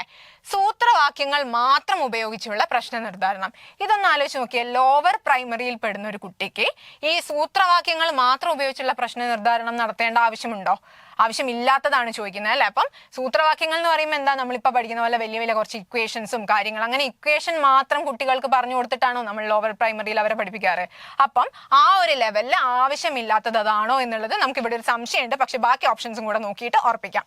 താഴെ നോക്കിക്കേ, യുക്തി ചിന്തയ്ക്ക് പ്രാധാന്യം നൽകൽ. അത് ഏത് ക്ലാസ് ആയാലും ശരി, ലോവർ പ്രൈമറി ആയാലും ശരി, വലിയ കുട്ടികൾക്കായാലും ശരി, നമ്മൾ എന്താ ചെയ്യുക? നമ്മുടെ യുക്തി ചിന്തയ്ക്ക് നമുക്ക് വേണ്ട ലോജിക് ആയിട്ടുള്ള കാര്യങ്ങൾ ഇട്ട് കൊടുത്തിട്ട് തന്നെ അവരെ നമ്മൾ പഠിപ്പിക്കുള്ളൂ. സോ അത് അവിടെ ആവശ്യമില്ലാത്തൊരു ഘടകം അല്ല. പ്രൊജക്ട് നൽകൽ, പ്രൊജക്ട് എന്ന് ഇവിടെ ഉദ്ദേശിക്കുന്നത് വലിയ വലിയ കാര്യങ്ങളൊന്നുമല്ല, ചെറിയ ഹോംവർക്ക് ആയിട്ടോ അല്ലെങ്കിൽ അവർക്കായിട്ട് കണ്ടുപിടിക്കാൻ പറ്റുന്ന ചെറിയ ചെറിയ ക്വസ്റ്റ്യൻസ് കുട്ടികളിലേക്ക് കൊടുക്കുന്നതൊക്കെ ആയിരിക്കും. അപ്പൊ ഇതും പെഡഗോജിയിൽ നിന്നും വരുന്ന ക്വസ്റ്റ്യൻ ആണ്. ആൻഡ് ശ്രദ്ധിക്കേണ്ട കാര്യം, നമുക്ക് ആവശ്യമില്ല എന്ന് തോന്നുന്നത് ആരാണ്? സൂത്രവാക്യങ്ങൾ മാത്രം കുട്ടിയെ പഠിപ്പിച്ചിട്ടുള്ള രീതി. അപ്പൊ ഇക്വേഷൻസ് ബൈ ഹാർട്ട് ചെയ്യിപ്പിക്കുന്നതും അല്ലെങ്കിൽ ആകെ ഇക്വേഷൻസ് ഫോർമുലാസ് മാത്രം കൊടുത്ത് അവരെ കൊണ്ട് പ്രോബ്ലംസ് ചെയ്യിപ്പിക്കുക എന്ന് പറയുന്നത് ഒരു ലോവർ പ്രൈമറിയിൽ പെടുന്ന ഒരു കുട്ടിക്ക് ആ പ്രായത്തിൽ ആവശ്യമുള്ള ഒരു കാര്യമല്ല. ബാക്കി എല്ലാം നമ്മൾ ചെയ്തു കൊടുക്കുന്നുണ്ട്. അപ്പം ഇതായിരിക്കും അതിന്റെ ആൻസർ ആയിട്ട് വരുന്നത്. ഓക്കെ, ഇനി അടുത്ത ക്വസ്റ്റ്യൻ നോക്കാം. ചിത്രത്തിൽ ഒരേ വലുപ്പമുള്ള 4 സമചതുരങ്ങൾ ചേർത്ത് വെച്ചിട്ടുണ്ട്. കാണാലോ നിങ്ങൾക്ക് ഇവിടെ, ഇത് 4 എണ്ണം തന്നിട്ടുണ്ട് അല്ലെ. 1, 2, 3, 4 എന്ന് ഞാൻ നമ്പർ ഇടാണ്. അപ്പൊ 4 സമചതുരങ്ങൾ തന്നിട്ടുണ്ട്. ഈ സമചതുരങ്ങളുടെ പ്രത്യേകത എന്ന് പറഞ്ഞാൽ എന്താണ്? ഒരേ വലുപ്പമുള്ളതാന്ന് പറഞ്ഞിട്ടുണ്ട്. അപ്പൊ അത് നോട്ട് ചെയ്യുക. 4നും ഒരേ വലുപ്പമാണെന്ന് പറഞ്ഞിട്ടുണ്ട്. ഓക്കെ, വലിയ സമചതുരം നിർമ്മിച്ചിട്ടുണ്ട്. ഇനി വലിയ സമചതുരത്തിന്റെ ചുറ്റളവ് ശ്രദ്ധിക്കണം, ചുറ്റളവാണ് തന്നത്. ഈ വലിയ സമചതുരത്തിന്റെ ചുറ്റളവ് തന്നിട്ടുണ്ട് 18 സെന്റിമീറ്റർ ആണ്. അവയിൽ ചെറിയ ഒരു സമചതുരത്തിന്റെ ചുറ്റളവ് എത്രയായിരിക്കും? അപ്പം മൊത്തത്തിലുള്ള ചുറ്റളവാ തന്നത് എങ്കിൽ ഇതിൽ ചെറുതൊന്നെന്ന് പറഞ്ഞാൽ ഏതായിരിക്കും? ഇപ്പൊ 4 പീസസ് ഇല്ലേ, ഈ 4 എണ്ണത്തിൽ ഏതെങ്കിലും ഒറ്റൊന്നിനെ ഇങ്ങനെ അടർത്തി മാറ്റി കഴിഞ്ഞാൽ അതിന്റെ ചുറ്റളവ് കണ്ടുപിടിക്കലാണ് നമ്മുടെ ക്വസ്റ്റ്യൻ. അപ്പൊ നമുക്ക് ഇത് എങ്ങനെ കിട്ടുന്നു എന്നുള്ളതിലേക്ക് പോകാം. ഇവിടെ ഓപ്ഷൻസ് തന്നിട്ടുണ്ട് 8, 4, 9, 9/2. അപ്പൊ നമുക്ക് അതൊന്ന് ചെയ്ത് നോക്കാം അല്ലെ. നമ്മുടെ ക്വസ്റ്റ്യനിൽ ശ്രദ്ധിക്കുക, സമചതുരമാണ് തന്നിരിക്കുന്നത്. അപ്പൊ 4നും ഒരേ വലുപ്പമാണെന്നും പറഞ്ഞിട്ടുണ്ട്. ഇതിൽ നോക്കുക, മൊത്തത്തിലുള്ള ചുറ്റളവ് എത്രയാ തന്നിരുന്നത്? 18 എന്നല്ലായിരുന്നോ? ഒരു സമചതുരത്തിന്റെ ഒരു വശം നമ്മൾ എ ആക്കി എടുത്തു കഴിഞ്ഞാൽ അതിന്റെ ചുറ്റളവ് കാണാൻ നമ്മൾ എന്തായിരുന്നു ചെയ്യാറ്? ചുറ്റളവിന്റെ ഇക്വേഷൻ എന്തായിരുന്നു? ചുറ്റളവ് എന്ന് പറഞ്ഞാല് പെരിമീറ്റർ അല്ലെ. ചുറ്റളവ് എന്ന് പറഞ്ഞാൽ പെരിമീറ്റർ ആണ്. അപ്പൊ പെരിമീറ്റർ കാണാനുള്ള ഇക്വേഷൻ 4 ഇൻറ്റു വശമാണ്, 4 ഇൻറ്റു സൈഡ് ആണ് അല്ലെ. അപ്പൊ സൈഡ് ഞാൻ എ ആക്കി എടുത്തത് കൊണ്ട് 4 ഇൻറ്റു സൈഡ് എന്ന് പറയാം. ഇത് എത്രയാണെന്ന് എനിക്ക് തന്നിട്ടുണ്ട്? 18 ആണെന്ന് തന്നിട്ടുണ്ട്. അങ്ങനെയാണെങ്കിൽ ഇതിന്റെ ഒരു വശം നമുക്ക് കണ്ടുപിടിക്കാൻ പറ്റില്ലേ? 4 ഇൻറ്റു വശം ചെയ്ത് കഴിയുമ്പോൾ കിട്ടുന്നതാണ് ചുറ്റളവ്. അപ്പൊ ചുറ്റളവും തന്നിട്ടുണ്ട്, 4 വശങ്ങൾ ഉണ്ടെന്ന് പറയാം. അങ്ങനെയാണെങ്കിൽ ആ ചുറ്റളവിനെ 4 കൊണ്ട് ഹരിച്ചു കഴിഞ്ഞാൽ ഓരോ വശത്തിന്റെയും നീളം നമുക്ക് മനസ്സിലാവും. അപ്പൊ എ എന്ന് പറയുന്നത് എന്ത് വരും? 18/4. ഇതിനൊന്ന് നമുക്ക് ചെറുതാക്കി നോക്കാം. ഇതിനൊന്ന് ചെറുതാക്കാന്ന് പറഞ്ഞാൽ വെട്ടി ചെറുതാക്കാം. ഇതിൽ 9 തവണ, ഇതിൽ 2 തവണ. ഞാൻ 2 എടുത്തിട്ടാണ് വെട്ടിയത്. അപ്പൊ നമുക്ക് ഉത്തരം എന്ത് കിട്ടി? 9/2 എന്ന് കിട്ടി. അപ്പൊ നിങ്ങൾ ശ്രദ്ധിക്കേണ്ട കാര്യം, ചുറ്റളവ് കണ്ടുപിടിച്ചു, അതിൽ എ എന്ന് പറയുന്ന വശവും ഞാനിപ്പോ കണ്ടുപിടിച്ചു. ആ വശം എന്ന് പറയുന്നത് വലിയ സമചതുരത്തിന്റെ വശമാണ് നിങ്ങൾക്ക് കിട്ടിയിരിക്കുന്നത്. വലിയ സമചതുരം എന്ന് പറഞ്ഞാൽ ഇതാണ് നിങ്ങൾക്ക് ഇപ്പം കിട്ടിയത്. എത്ര? 9/2 എന്ന് കിട്ടിയത്. മനസ്സിലായോ? ഇനി ഇതിൽ വേണ്ടത് നമുക്ക് അത് മുഴുവൻ ആവശ്യമുണ്ടോ? ഇതിലിപ്പോ ഞാൻ ഈ ഒരാളെയാണ് ചൂസ് ചെയ്യുന്നതെന്ന് വിചാരിച്ചോളൂ. 4 ഏത് വേണമെങ്കിലും നിങ്ങൾക്ക് ചൂസ് ചെയ്യാം. 4 ഒരേ വലിപ്പമാണെന്ന് പറഞ്ഞിട്ടുണ്ട്. അപ്പം ഈ ഒരു ഒറ്റൊന്നിനെ മാത്രമാണ് എനിക്ക് എന്ത് വേണ്ടത്, ചുറ്റളവ് കണ്ടുപിടിക്കാൻ ഞാൻ എടുക്കുന്നതെന്ന് വിചാരിക്കാം. അങ്ങനെയാണെങ്കിൽ എന്ത് പറയാം നമുക്ക്, ഈ കിട്ടിയിരിക്കുന്നതിന്റെ കറക്റ്റ് പകുതി ആയിരിക്കില്ലേ ഈ ഭാഗം എന്ന് പറഞ്ഞാൽ. ഇത് 9/2 ആണെങ്കിൽ ഇത് എന്തായിരിക്കും, 9/2 പകുതി ആയിരിക്കും. 9/2 പകുതി എന്ന് പറഞ്ഞാൽ എങ്ങനെയാ നമ്മൾ കണ്ടുപിടിക്കുക? ഒരാളുടെ പകുതി കാണാനുള്ള വഴി എന്താ, 9/2 എന്ത് വരും, 2 അല്ലെ. 1ന്റെ പകുതി എന്ന് പറഞ്ഞാൽ 1/2 എന്നിടും. 2ന്റെ പകുതി എന്ന് പറഞ്ഞാൽ 2/2. അപ്പൊ 9/2 പകുതി എന്ന് പറഞ്ഞാൽ 9/2/2. ഇനി ഇതിന് നേരെ തല കുത്തനെ എഴുതാം അല്ലെ. നമുക്ക് ഇതിനെ /1 എന്ന് ഇട്ട് കൊടുത്താൽ എന്താവും, 9/2. അറിയാലോ, ഹരണമുള്ളത് ഗുണനമായിട്ട് വന്നാൽ താഴത്തെ ആള് തല കുത്തനെ മാറും. അപ്പൊ 1/2 എന്നായിട്ട് മാറി. അതായത് 9/4 എന്ന് എന്ത് ചെയ്തു, നമുക്ക് അതിന്റെ ഒരു വശം കിട്ടി അല്ലെ. അപ്പൊ ഇത്രയും ചെറിയ ഭാഗം ഇത് എത്രയാന്ന് കിട്ടി, 9/4. ശരിയാണോ? അപ്പം 1ന്റെ കറക്റ്റ് പകുതിയാക്കാനുള്ള കാരണം എല്ലാം ഒരേ വലുപ്പത്തിലാണെന്ന് പറഞ്ഞത് കൊണ്ടാണ്. അപ്പൊ മൊത്തം വലുപ്പത്തിന്റെ കറക്റ്റ് നടുക്കായിരിക്കുമല്ലോ അത് രണ്ടും വരുന്നുണ്ടായിരിക്കും. അതാണ് 9/2 ഞാൻ പകുതിയാക്കിയത്. അങ്ങനെയാണെങ്കിൽ നമുക്ക് വേണ്ട ഒരു സമചതുരത്തിന്റെ ഒരു വശം നമുക്ക് കിട്ടി, 9/4. ശരിയല്ലേ? ഇനി വേണ്ടത് എന്താണ്, ഇതിന്റെ ചുറ്റളവാണ്. എഗെയിൻ ചുറ്റളവിലേക്ക് വരുന്ന സമയത്ത് എന്ത് പറയാ, നമുക്ക് പെരിമീറ്റർ എന്ന് എഴുതുവാണേ. ചുറ്റളവിന് 4 ഇൻറ്റു സൈഡ് അല്ലേ. അപ്പൊ സൈഡ് എന്ന് പറഞ്ഞാൽ നിങ്ങൾക്ക് ഇപ്പൊ അവിടെ കിട്ടിയിട്ടുണ്ട് 9/4 ആണ്. ആ 9/4 ഇൻറ്റു 4 ചെയ്ത് കഴിഞ്ഞാൽ നമുക്ക് ആ ഒരു ചെറിയ സമചതുരത്തിന്റെ ചുറ്റളവ് അവിടെ കിട്ടും. ഇത് ഈസി ആയിട്ട് നമുക്ക് സോൾവ് ചെയ്യാം. മുകളിലും താഴെയും ഒരേ സംഖ്യ വന്നു, കട്ട് ചെയ്ത് കളയാം. അപ്പൊ ആൻസർ എത്ര കിട്ടി, 9 സെന്റിമീറ്റർ എന്ന് കിട്ടി. ഇനി നമുക്ക് നോക്കേണ്ടത് ഇയാൾ ഓപ്ഷനിൽ ഉണ്ടോ എന്നാണ്. നമ്മുടെ ഓപ്ഷൻ സി 9 സെന്റിമീറ്റർ ഇതായിരിക്കും നമ്മുടെ ഉത്തരമായിട്ട് വരുന്നത്. അപ്പൊ ഇങ്ങനെയാണ് സോൾവ് ചെയ്യേണ്ടത്. തരുന്ന ചിത്രത്തിനെ നന്നായിട്ട് മനസ്സിലാക്കുക. പിന്നെ നിങ്ങൾക്ക് ചെയ്യാൻ ആവശ്യമായിട്ടുള്ള കാര്യങ്ങളൊക്കെ ചോദ്യത്തിൽ അവർ ഇൻക്ലൂഡ് ചെയ്തിട്ടുണ്ടായിരിക്കും. അത് വേണ്ട രീതിയിൽ അതിനെ പെറുക്കി അടുക്കി വെച്ചിട്ട് നിങ്ങൾക്ക് അറിയുന്ന പോലെ മനസ്സിലാക്കി ചെയ്തു തുടങ്ങി കഴിഞ്ഞാൽ നമുക്ക് ഈസി ആയിട്ട് ഫൈനൽ ആൻസറിലേക്ക് എത്താൻ വേണ്ടി സാധിക്കും. ഇനി 7ാമത്തെ ജ്ഞാനനിർമ്മിതി വാദത്തിലൂന്നിയ ഒരു ഗണിത ക്ലാസ്സിൽ. ജ്ഞാനനിർമ്മിതി എന്ന് പറയുമ്പോൾ എന്തായിരിക്കും, കൺസ്ട്രക്റ്റിവിസം ആണ് ഉദ്ദേശിക്കുന്നത് കേട്ടോ. അപ്പൊ കൺസ്ട്രക്റ്റിവിസ്റ്റ് ക്ലാസ് റൂം എന്ന് പറയുമ്പോൾ എന്താണ്, പണ്ട് നമ്മൾ പെഡഗോജിയിൽ പഠിച്ചതാണ്, കുട്ടികളെ കൊണ്ട് സ്വയം എല്ലാം ചെയ്യിപ്പിക്കുന്ന രീതി. അതിനാണല്ലോ നമ്മൾ കൺസ്ട്രക്റ്റിവിസം എന്ന് പറയുന്നത്. ടീച്ചർ ഒരു ഹെൽപ്പർ ആയിട്ടോ അല്ലെങ്കിൽ ഒരു ഫെസിലിറ്റേറ്റർ ആയിട്ടോ കൂടെ നിന്നിട്ട് വേണ്ട കാര്യങ്ങൾ കുട്ടികളെ കൊണ്ട് സ്വയം കണ്ടുപിടിച്ച് ചെയ്യിപ്പിക്കുന്ന രീതിയാണ് നമ്മൾ കൺസ്ട്രക്റ്റിവിസം എന്ന് പറയുന്ന ഇപ്പോഴത്തെ മെത്തേഡിൽ പഠിപ്പിച്ചുകൊണ്ടിരിക്കുന്നത്. അപ്പം ജ്ഞാനനിർമ്മിതി എന്ന് പറഞ്ഞാൽ അതാണ് ഉദ്ദേശിക്കുന്നത്. അങ്ങനത്തെ ഒരു ഗണിത ക്ലാസ്സിൽ പ്രശ്ന നിർദ്ധാരണത്തിന് ഒരു പ്രോബ്ലം കിട്ടിക്കഴിഞ്ഞാൽ ആ പ്രോബ്ലം സോൾവ് ചെയ്യാൻ വേണ്ടിയിട്ട് ടീച്ചർ സ്വീകരിക്കേണ്ട ഏറ്റവും ആപ്റ്റ് ആയിട്ടുള്ള ഏറ്റവും അനുയോജ്യമായിട്ടുള്ള മാർഗം ഏതാണെന്നാണ് ചോദ്യം. അപ്പൊ ടീച്ചർ പ്രശ്നം നിർദ്ധാരണം ചെയ്തത് വിശദീകരിച്ചു കൊടുക്കുന്നു. അപ്പൊ എന്താണ്, ടീച്ചർ തന്നെ ക്വസ്റ്റ്യൻ ഒക്കെ സോൾവ് ചെയ്തിട്ട് എക്സ്പ്ലെയിൻ ചെയ്ത് കൊടുക്കുക. ടീച്ചർ പ്രശ്നം ഒരു അസൈൻമെന്റ് ആയിട്ട് കൊടുക്കുക. ടീച്ചർ കുട്ടിക്ക് എന്ത് ചെയ്ത് കൊടുക്കുന്നു, അസൈൻമെന്റ് ആയിട്ട് ആ ക്വസ്റ്റ്യൻ കൊടുക്കുന്നു. പിന്നെ ടീച്ചർ കുട്ടികളോട് പ്രശ്നം നിർദ്ധാരണം ചെയ്യാൻ ആവശ്യപ്പെടുന്നു. ടീച്ചർ കുട്ടിയോട് തന്നെ സ്വന്തം ചെയ്യാൻ ആവശ്യപ്പെടുന്നു. 4ാമത്തത് പ്രശ്നം സ്വയം നിർദ്ധാരണം ചെയ്യാൻ ടീച്ചർ കുട്ടികളെ സഹായിക്കുന്നു. എന്ന് പറഞ്ഞാൽ എന്താ, കുട്ടികളെ കൊണ്ട് സ്വയം ചെയ്യിപ്പിക്കാൻ വേണ്ടി ടീച്ചർ കുട്ടീനെ ഹെൽപ്പ് ചെയ്യുന്നു. അപ്പൊ നമ്മളെ കൺസ്ട്രക്റ്റിവിസം അല്ലെങ്കിൽ കൺസ്ട്രക്റ്റിവിസ്റ്റ് മോഡൽ ഓഫ് ടീച്ചിങ്ങിനോട് വളരെ ചേർന്ന് നിൽക്കുന്നത് നമ്മുടെ ഓപ്ഷൻ ഡി ആണ് അല്ലെ. ടീച്ചർ അവിടെ എന്താണ്, ഹെൽപ്പർ ആയിട്ട് നിൽക്കുക ചെയ്യുന്നത്. കുട്ടിക്ക് വേണ്ട കാര്യങ്ങൾ കൊടുത്തിട്ട് ആ പ്രോബ്ലം കുട്ടി സ്വന്തം സോൾവ് ചെയ്യാൻ വേണ്ടി ടീച്ചർ കുട്ടിയെ ഫെസിലിറ്റേറ്റ് ചെയ്യുക. ആ സംഭവമാണ് ഒരു ഹെൽപ്പിംഗ് ആണ്. അവിടെ ഹെൽപ്പിംഗ് ഹാൻഡ് ആയിട്ട് ടീച്ചർ മാറുന്നു. അത് കൂടുതലും 4 ഓപ്ഷനിൽ ചേരുന്നത് 4ാമത്തെ ഓപ്ഷൻ ആയതുകൊണ്ട് തന്നെ നമ്മുടെ ചോദ്യത്തിൽ കൺസ്ട്രക്റ്റിവിസം എന്ന് പറഞ്ഞതുകൊണ്ടും എന്ത് ചെയ്യാണ്, നമ്മൾ ഓപ്ഷൻ ഡി ആണ് കറക്റ്റ് ആൻസർ എന്നുള്ള രീതിയിൽ പോകുന്നു. ഇനി നോക്കിക്കേ, ചിത്രത്തിൽ ഒരു സമചതുരവും ഒരു സമപാർശ്വ മട്ടത്രികോണവും ഉണ്ട് അല്ലെ. എന്താ സമചതുരം എന്ന് പറയുമ്പോൾ, ഈ സൈഡും ഈ സൈഡും ഈ സൈഡും ഈ സൈഡും 4 വശങ്ങളും എന്തായിരിക്കും, തുല്യമായിരിക്കും. പിന്നെ സമപാർശ്വ മട്ടത്രികോണം. മട്ടത്രികോണം എന്ന് പറഞ്ഞു കഴിഞ്ഞാൽ ഇവിടുത്തെ ആംഗിൾ എത്രയാണെന്ന് പറഞ്ഞിട്ടുണ്ട്, 90 ഡിഗ്രി ആണെന്ന് തന്നിട്ടുണ്ട്. സമപാർശ്വം എന്ന് പറഞ്ഞിട്ടുണ്ട് അല്ലെ. അപ്പൊ ഇവിടുത്തെ വശം തന്നെയായിരിക്കും ഇവിടെയും ഉണ്ടായിരിക്കുക. ഇത്രയും കാര്യങ്ങൾ ഈ ഒരൊറ്റ ഭാഗത്ത് നിന്ന് ക്വസ്റ്റ്യൻ നമുക്ക് കിട്ടുന്ന ഹിന്റ് ആണ്, ക്ലൂസ് ആണ്.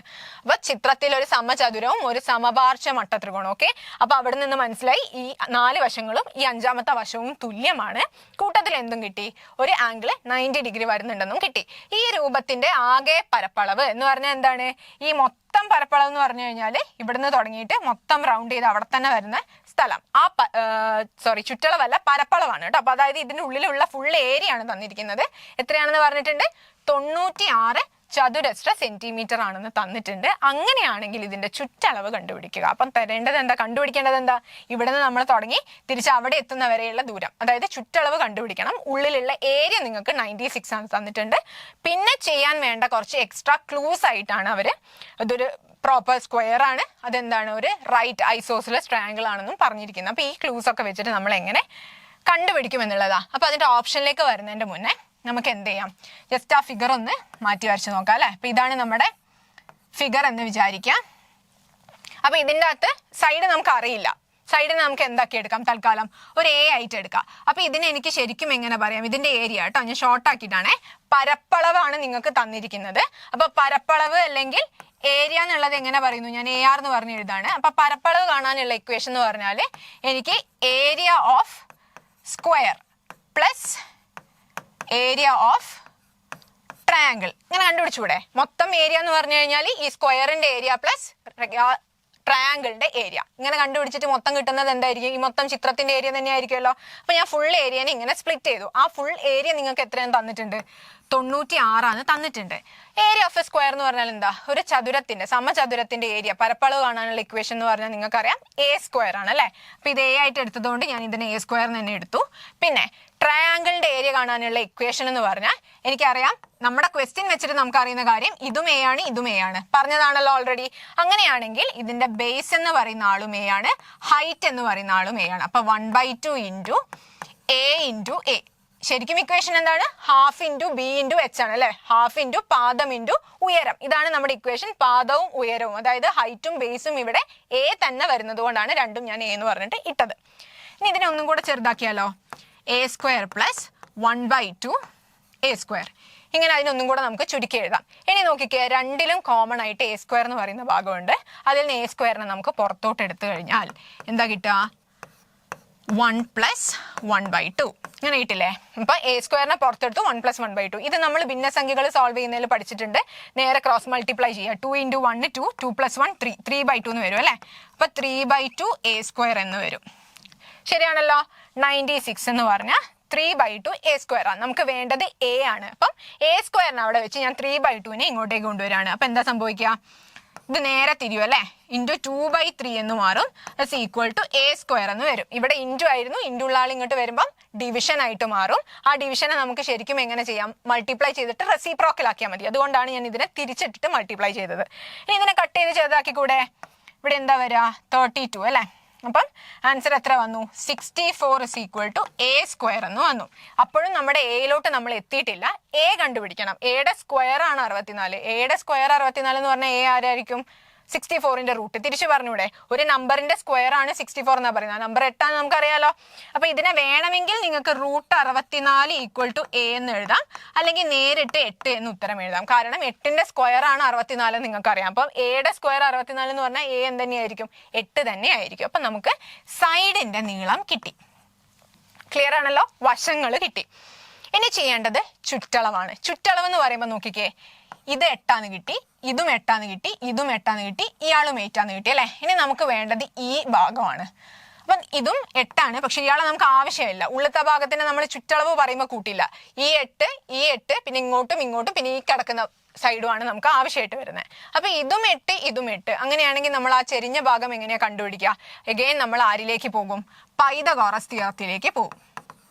Pythagoras theorem. ഈ പൈതഗോറസ് തിയറം എന്ന് പറയുന്നത് ഒരു റൈറ്റ് ട്രയാങ്കിളിന്റെ കേസിൽ പറയുന്നതാണ് അല്ലെ. റൈറ്റ് ട്രയാങ്കിളിൽ പൈതഗോറസ് തിയറം എന്ന് പറഞ്ഞാൽ എന്താണ്, ബേസിന്റെ സ്ക്വയർ പ്ലസ് ഓൾട്ടിറ്റ്യൂഡിന്റെ സ്ക്വയർ, പാദത്തിന്റെ സ്ക്വയർ പ്ലസ് എന്ത് വരും, ലംബത്തിന്റെ സ്ക്വയർ ചെയ്ത കർണം, ഹൈപ്പോട്ടന്യൂസിന്റെ സ്ക്വയർ ആ കിട്ടാന്ന് അറിയാം. അപ്പൊ ഇയാളെ കണ്ടുപിടിക്കാൻ ഇതിന്റെയും സ്ക്വയർ ചെയ്താൽ മതി. അപ്പൊ ഇത് നമുക്ക് 8 കിട്ടിയിട്ടുണ്ട്, ഇതും നമുക്ക് 8 കിട്ടിയിട്ടുണ്ട് അല്ലെ. അപ്പൊ ഇയാളെ കണ്ടുപിടിക്കാൻ എന്ത് ചെയ്താൽ മതി, √8ന്റെ സ്ക്വയർ പ്ലസ് 8ന്റെ സ്ക്വയർ ഇങ്ങനെയല്ലേ വരാം, √8² + 8² എന്ന് പറഞ്ഞാൽ എന്തായി, √64 + 64. ഇതിനെ ആഡ് ചെയ്ത് റൂട്ട് കണ്ടുപിടിക്കുക എന്നൊക്കെ പറയുമ്പോൾ നമ്മുടെ പ്രോസസ്സ് വീണ്ടും നീണ്ടുപോകും. അപ്പൊ എളുപ്പത്തിന് നിങ്ങൾക്ക് ഓപ്ഷൻസ് നോക്കിയാൽ അറിയാം, റൂട്ടായിട്ടുള്ള ഓപ്ഷൻസ് ക്വസ്റ്റ്യനിലുണ്ട്. അപ്പൊ ഇതിനെ നമുക്ക് എളുപ്പത്തിൽ എങ്ങനെ ചെയ്യാം, 2 × 64 എന്ന് എഴുതിയാൽ പോരെ. 64നെ 2 തവണ കൂട്ടുന്നതും 64 × 2 എന്ന് ചെയ്യുന്നതും കറക്റ്റ് ആയിട്ട് വരുന്ന സാധനം തന്നെയാണ്. അപ്പൊ ഇനി ഇതിങ്ങനെ ഞാൻ ചെയ്യാനുള്ള കാരണം കൂടി ഞാൻ പറഞ്ഞുതരാം. ഈ 64 കൃത്യമായിട്ട് റൂട്ടുള്ള നമ്പറാണ്. അപ്പൊ എനിക്ക് അതിന്റെ റൂട്ടിൽ നിന്നും പുറത്തോട്ട് എടുക്കാൻ എളുപ്പമായിരിക്കും. പകരം 64 64 കൂടെ കൂട്ടി നിങ്ങൾ 128 എന്നൊക്കെ എഴുതി കഴിഞ്ഞാൽ വീണ്ടും അതിനെ ചെറുതാക്കാൻ പിന്നാലെ പോകണം. അപ്പൊ അത്രയും ഡീറ്റെയിൽ ആയിട്ട് പോവാണ്ട് എളുപ്പത്തിന് ഇങ്ങനെ ചെയ്യുന്നതായിരിക്കും നമുക്ക് ആൻസർ പെട്ടെന്ന് കിട്ടാൻ ഈസി ആയിട്ടുള്ള മെത്തേഡ്. ഇത് 64 ആക്കാനുള്ള കാരണം ഞാൻ പറഞ്ഞു. 64നെ നമുക്ക് നേരിട്ട് റൂട്ടിന്റെ പുറത്തോട്ട് എഴുതാം. കാരണം റൂട്ട് 64 കൃത്യമായിട്ടുള്ള ഒരു സംഖ്യ ആയതുകൊണ്ട്. അപ്പൊ എത്രയാണ് റൂട്ട് 64 എന്ന് പറഞ്ഞാല് 8 ആണ് അല്ലെ. പിന്നെ റൂട്ടിനുള്ളിൽ ബാക്കിയുള്ളത് 2 ആണ്. അപ്പൊ നമുക്ക് അവിടെ കിട്ടി 8 റൂട്ട് 2. ഇനി വേണ്ടത് എന്താ? ഈ 8ഉം 8ഉം 8ഉം കൂടെ ആഡ് ചെയ്യലാണെന്നുള്ളത് ഓർത്ത് വെക്കാം. താഴെയുള്ള ഒരു 8 ഉണ്ട്. അപ്പൊ മൊത്തം എത്ര 8 ഉണ്ട്? ഇപ്പം 8 പ്ലസ് 8 പ്ലസ് 8 പ്ലസ് 8 പ്ലസ് ഇവിടെ ആരാ ഉള്ളത്? ഇപ്പം 8 റൂട്ട് 2. ഇനി ഇതെല്ലാം കൂടി ആഡ് ചെയ്താൽ എന്താ വരിക? നമുക്ക് മൊത്തം ചുറ്റളവ് അല്ലെ. ചുറ്റളവ് എന്ന് പറഞ്ഞിട്ട് കണ്ടുപിടിക്കാം. ചുറ്റളവ് എന്താണ്? 8 plus 8 plus 8 plus 8 plus 8 root 2. ഇങ്ങനെയാണ് നമുക്ക് വന്നത്. ഞാൻ എല്ലാ സൈഡും കൂടെ ആഡ് ചെയ്തു. 8 8 8 8 പിന്നെ ഇവിടെ വന്ന 8 റൂട്ട് 2. ഇതെല്ലാം കൂടി ആഡ് ചെയ്ത് കഴിഞ്ഞാൽ നമുക്കറിയാം ഇത് 4 തവണ ഉണ്ട്. അപ്പൊ 32 എന്ന് വരും അല്ലെ. 32 പ്ലസ് 8 റൂട്ട് 2 എന്നാണ് നമ്മുടെ ആൻസറിലോട്ട് വരുന്നത്. സോ ആൻസർ എന്താണ്? 32 പ്ലസ് 8 റൂട്ട് 2. അപ്പൊ നമ്മുടെ ഓപ്ഷനിലേക്ക് നോക്കിക്കേ. 32 പ്ലസ് 8 റൂട്ട് 2 എന്ന് പറഞ്ഞിട്ടുള്ള ആൻസർ അവിടെ കാണുന്നുണ്ട്. സോ 32 പ്ലസ് 8 റൂട്ട് 2 ആയിരിക്കും നമ്മുടെ ആൻസർ ആയിട്ട് വരുന്നത്. ഇനി അടുത്ത ചോദ്യം വളരെ സിമ്പിൾ ആണ്. 1 പ്ലസ് 11 പ്ലസ് 1 1 1 പ്ലസ് 1 1 1 1 ഇതെല്ലാം കൂടി ആഡ് ചെയ്താൽ എങ്ങനെ കിട്ടും എന്നുള്ളതാണ് അല്ലെ. അപ്പൊ നമുക്ക് എന്ത് ചെയ്യാം? ഇതൊന്ന് ജസ്റ്റ് ആഡ് ചെയ്ത് നോക്കാം. 1 പ്ലസ് 1 1 പ്ലസ് ഓർഡർ കൃത്യമാക്കിയാൽ കിട്ടുന്ന ആൻസർ കറക്റ്റ് ആയിരിക്കും. നമുക്ക് എങ്ങനെ എഴുതാം? ആഡ് ചെയ്ത് നോക്കുമ്പോൾ 1 11 1 1 1 ഇതെല്ലാം കൂടി ആഡ് ചെയ്താൽ എത്ര കിട്ടി? ഇവിടെ 4 വന്നു, 3 വന്നു, 2 വന്നു, 1 വന്നു. അപ്പൊ നമ്മൾ ആൻസർ എത്രയാ? 1 2 3 4. അപ്പം ഇതായിരിക്കും ഓപ്ഷൻ സി ആയിരിക്കും നമ്മുടെ ആൻസർ ആയിട്ട് വരുന്നത്. 1 2 3 4 എന്ന് പറഞ്ഞിട്ട്. ക്ലിയർ ആയല്ലോ? ഇനി ഇതും കൂടെ നോക്കാം. 3 7 12 18 ഇത്രയും പറഞ്ഞു കഴിഞ്ഞാൽ നിങ്ങൾ നോക്കിക്കേ. ഇങ്ങനെ നമ്മുടെ സീക്വൻസ് നീണ്ടു പോവുകയാണെങ്കിൽ തൊട്ടടുത്ത സംഖ്യ എത്രയാ വരുന്നതെന്നാണ് അല്ലെ. അപ്പൊ 3യിലാണ് സ്റ്റാർട്ട് ചെയ്യുന്നത്. അടുത്ത നമ്പർ 7 ആണ്. പിന്നെ 12 കിട്ടി, 18 കിട്ടി. നോക്കിക്കോളൂ. 3 7ലേക്കുള്ള ഡിഫറൻസ് എന്ന് പറയുന്നത് എത്രയാണ്? 4 ആണ്. 3 പ്ലസ് 4 ചെയ്യുമ്പോഴല്ലേ 3നോട് 4 കൂട്ടുമ്പോഴാണ് 7 കിട്ടുന്നത്. ഇനി ഇവിടുന്ന് അടുത്തത് 12ലേക്ക് പോവാണ് അല്ലെ. അപ്പൊ 7ന്ന് 12ലേക്ക് 4 കൂട്ടിയാൽ പോരെ. എത്ര വേണം? 5 കൂട്ടുന്നുണ്ട്. ഇപ്പൊ ഏകദേശം ഒരു പാറ്റേൺ നമുക്ക് കിട്ടുന്നുണ്ട്. ഇനി ഇവിടുന്ന് ഇങ്ങോട്ട് പോകുമ്പോഴോ 6. അപ്പൊ നമുക്ക് കുറച്ചുകൂടെ ക്ലിയർ ആയിട്ട് മനസ്സിലായി. ഇവിടുന്ന് ഇങ്ങോട്ട് 4 കൂട്ടി, പിന്നെ 5 കൂട്ടി, 6 കൂട്ടി. അടുത്തത് ഏത് നമ്പറായിരിക്കും കൂട്ടുന്നുണ്ടായിരിക്കുക? സിമ്പിൾ ആണ് അല്ലെ. ഇവിടുന്ന് നേരെ 7 കൂട്ടിയാൽ മതി. അപ്പം 18 പ്ലസ് 7 എന്ന് പറഞ്ഞാൽ എത്രയായിരിക്കും? 25 എന്നാണ് ആൻസർ ആയിട്ട് വരിക. അത് നമ്മുടെ ഓപ്ഷനിൽ ഉണ്ടോ എന്ന് നോക്കുക.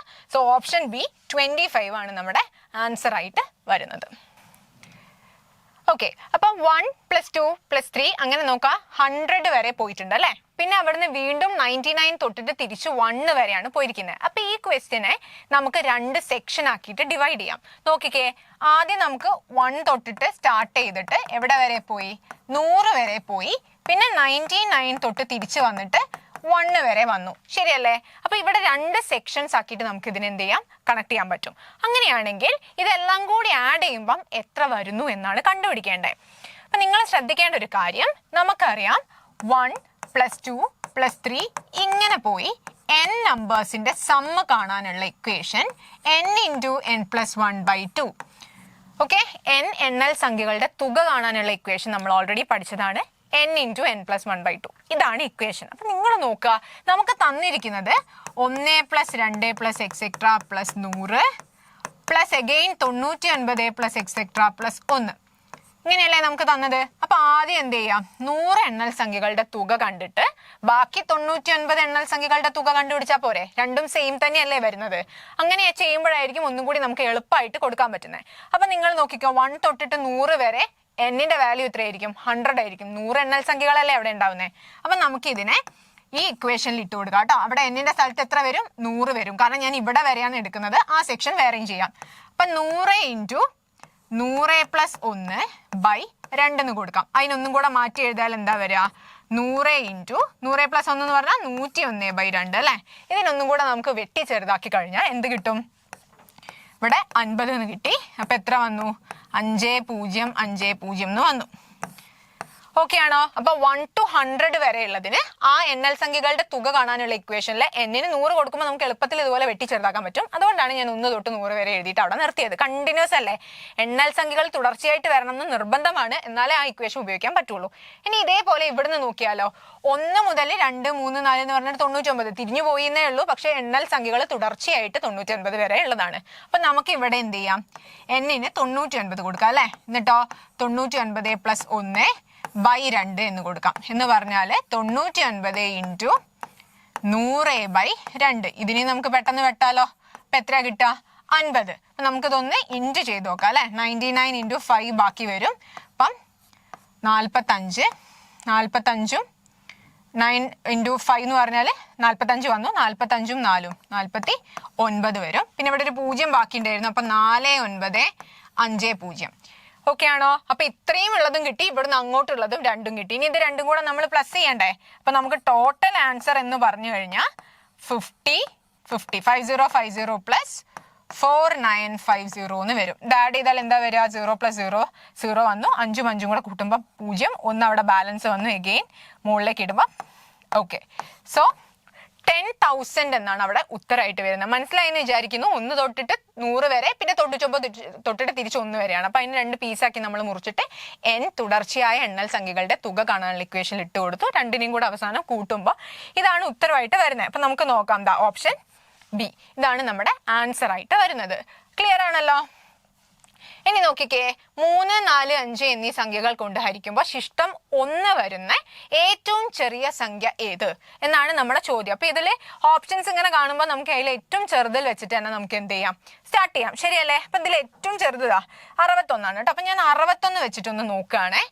എങ്ങനെയാണ്, 3 കൊണ്ടും 4 കൊണ്ടും 5 കൊണ്ടും ഹരിക്കണം. ഹരിക്കുമ്പോൾ ശിഷ്ടം എത്ര വരണം, 1 വരണം.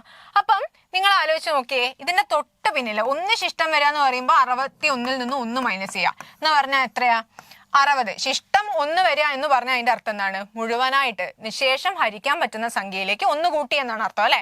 അപ്പൊ ഞാൻ ആ ശിഷ്ടം വരേണ്ട 1നെ സംഖ്യയിൽ നിന്നും കുറച്ചു. അപ്പൊ ബാക്കി വന്നത് എത്രയാണ്, 60 വന്നു. ഈ 60 3ലും 4ലും 5ലും പോകുന്നുണ്ടോ കൃത്യമായിട്ട് നോക്കിയാൽ പോരെ. 60 കൃത്യമായിട്ട് എത്രയിൽ പോവും, 3ൽ പോവും അല്ലെ, 4ലും പോവും, 5ലും പോവും. എങ്ങനെയാ മനസ്സിലാവുന്നേ, ആ 3ൽ പോവാണെങ്കിൽ 2ഉം കൂടെ പ്ലസ് ചെയ്ത് നോക്കാം. 6 + 0 6 കിട്ടി. നിശേഷം 6നെ 3 കൊണ്ട് ഹരിക്കാമെങ്കിൽ 60നെയും 3 കൊണ്ട് ഹരിക്കാം. പിന്നെ 4 കൊണ്ട് നോക്കുമ്പോൾ ലാസ്റ്റത്തെ 2 ഡിജിറ്റ് ആണ് അല്ലെ. അപ്പൊ ലാസ്റ്റത്തെ 2 ഡിജിറ്റ് എന്ന് പറയുമ്പോൾ 60 / 4 കൃത്യമായിട്ട് പോവും.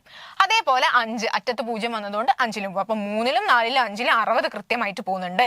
അങ്ങനെയാണെങ്കിൽ 60നോട് 1 കൂട്ടുമ്പോഴാണല്ലോ 61 വരുന്നത്. ആ 61നെ ഇവരെ കൊണ്ട് ഹരിക്കുന്ന സമയത്ത് ശിഷ്ടം 1 വരണ്ടേ. അത് ക്ലിയർ ആയിട്ട് നിങ്ങൾക്ക് നേരിട്ട് പറയാൻ പറ്റുന്ന ഉത്തരാണ്. അപ്പൊ ഓപ്ഷനിൽ ഇട്ടിട്ട് തിരിച്ച് ചെക്ക് ചെയ്ത് നോക്കിയാലും മതി. ക്ലിയർ ആണല്ലോ? ഇനി നമ്മൾ അടുത്ത ചോദ്യത്തിലേക്ക് പോകുന്നു. താഴെ കൊടുത്തിരിക്കുന്നതിൽ ഒരു തുറന്ന ചോദ്യത്തിന് ഉദാഹരണം. എന്താണ് ഈ തുറന്ന ചോദ്യം എന്ന് പറഞ്ഞു കഴിഞ്ഞാൽ, നിങ്ങൾക്ക് പല വഴിക്ക് ഉത്തരങ്ങൾ കണ്ടുപിടിക്കാൻ പറ്റുന്ന ആളെയാണ് നമ്മൾ ഓപ്പൺ എൻഡഡ് ക്വസ്റ്റ്യൻസ് അല്ലെങ്കിൽ തുറന്ന ചോദ്യങ്ങൾ എന്ന് പറയുന്നത്. അപ്പൊ താഴെ നിങ്ങൾക്ക് 4 ഓപ്ഷൻസ് തരും. ആ 4 ഓപ്ഷൻസിൽ തുറന്ന ചോദ്യങ്ങൾ ഏതൊക്കെയാണ്, ഓപ്പൺ ക്വസ്റ്റ്യൻസ് ഏതൊക്കെയാണെന്ന് ചോദിച്ചു കഴിഞ്ഞാൽ നിങ്ങൾ ശ്രദ്ധിക്കേണ്ടത് ഇത്ര മാത്രം. തരുന്ന ഓപ്ഷനിലെ ക്വസ്റ്റ്യൻ വായിക്കുമ്പോൾ നിങ്ങൾക്ക് പല രീതിയിൽ അതിനെ സോൾവ് ചെയ്യാൻ പറ്റുമെങ്കിൽ അതായിരിക്കും ഒരു ഓപ്പൺ എൻഡഡ് ക്വസ്റ്റ്യൻ. അതല്ലെങ്കിൽ ഒരു തുറന്ന ചോദ്യമായിട്ട് നമ്മൾ പറയുന്നത്. നോക്കിക്കേ, ഒരു ചതുരത്തിന്റെ നീളം 8 എന്ന് തന്നിട്ടുണ്ട്, വീതി 5 ആണെന്ന് തന്നിട്ടുണ്ട്. അങ്ങനെയാണെങ്കിൽ അതിന്റെ പരപ്പളവ് നിങ്ങൾക്ക് പല രീതിയിൽ ചെയ്യാൻ പറ്റുമോ? പരപ്പളവ് കാണണമെങ്കിൽ ഒറ്റ രീതിയേ ഉള്ളൂ, ചതുരത്തിന്റെ നീളം ഇൻറ്റു വീതിയാണ്. നീളവും വീതിയും തന്നിട്ടുണ്ടെങ്കിൽ നേരെ ഗുണിച്ച് അതിന്റെ ഉത്തരം കാണാനേ പറ്റുള്ളൂ. അപ്പൊ അതൊരു ഓപ്പൺ എൻഡഡ് ക്വസ്റ്റ്യൻ അല്ല.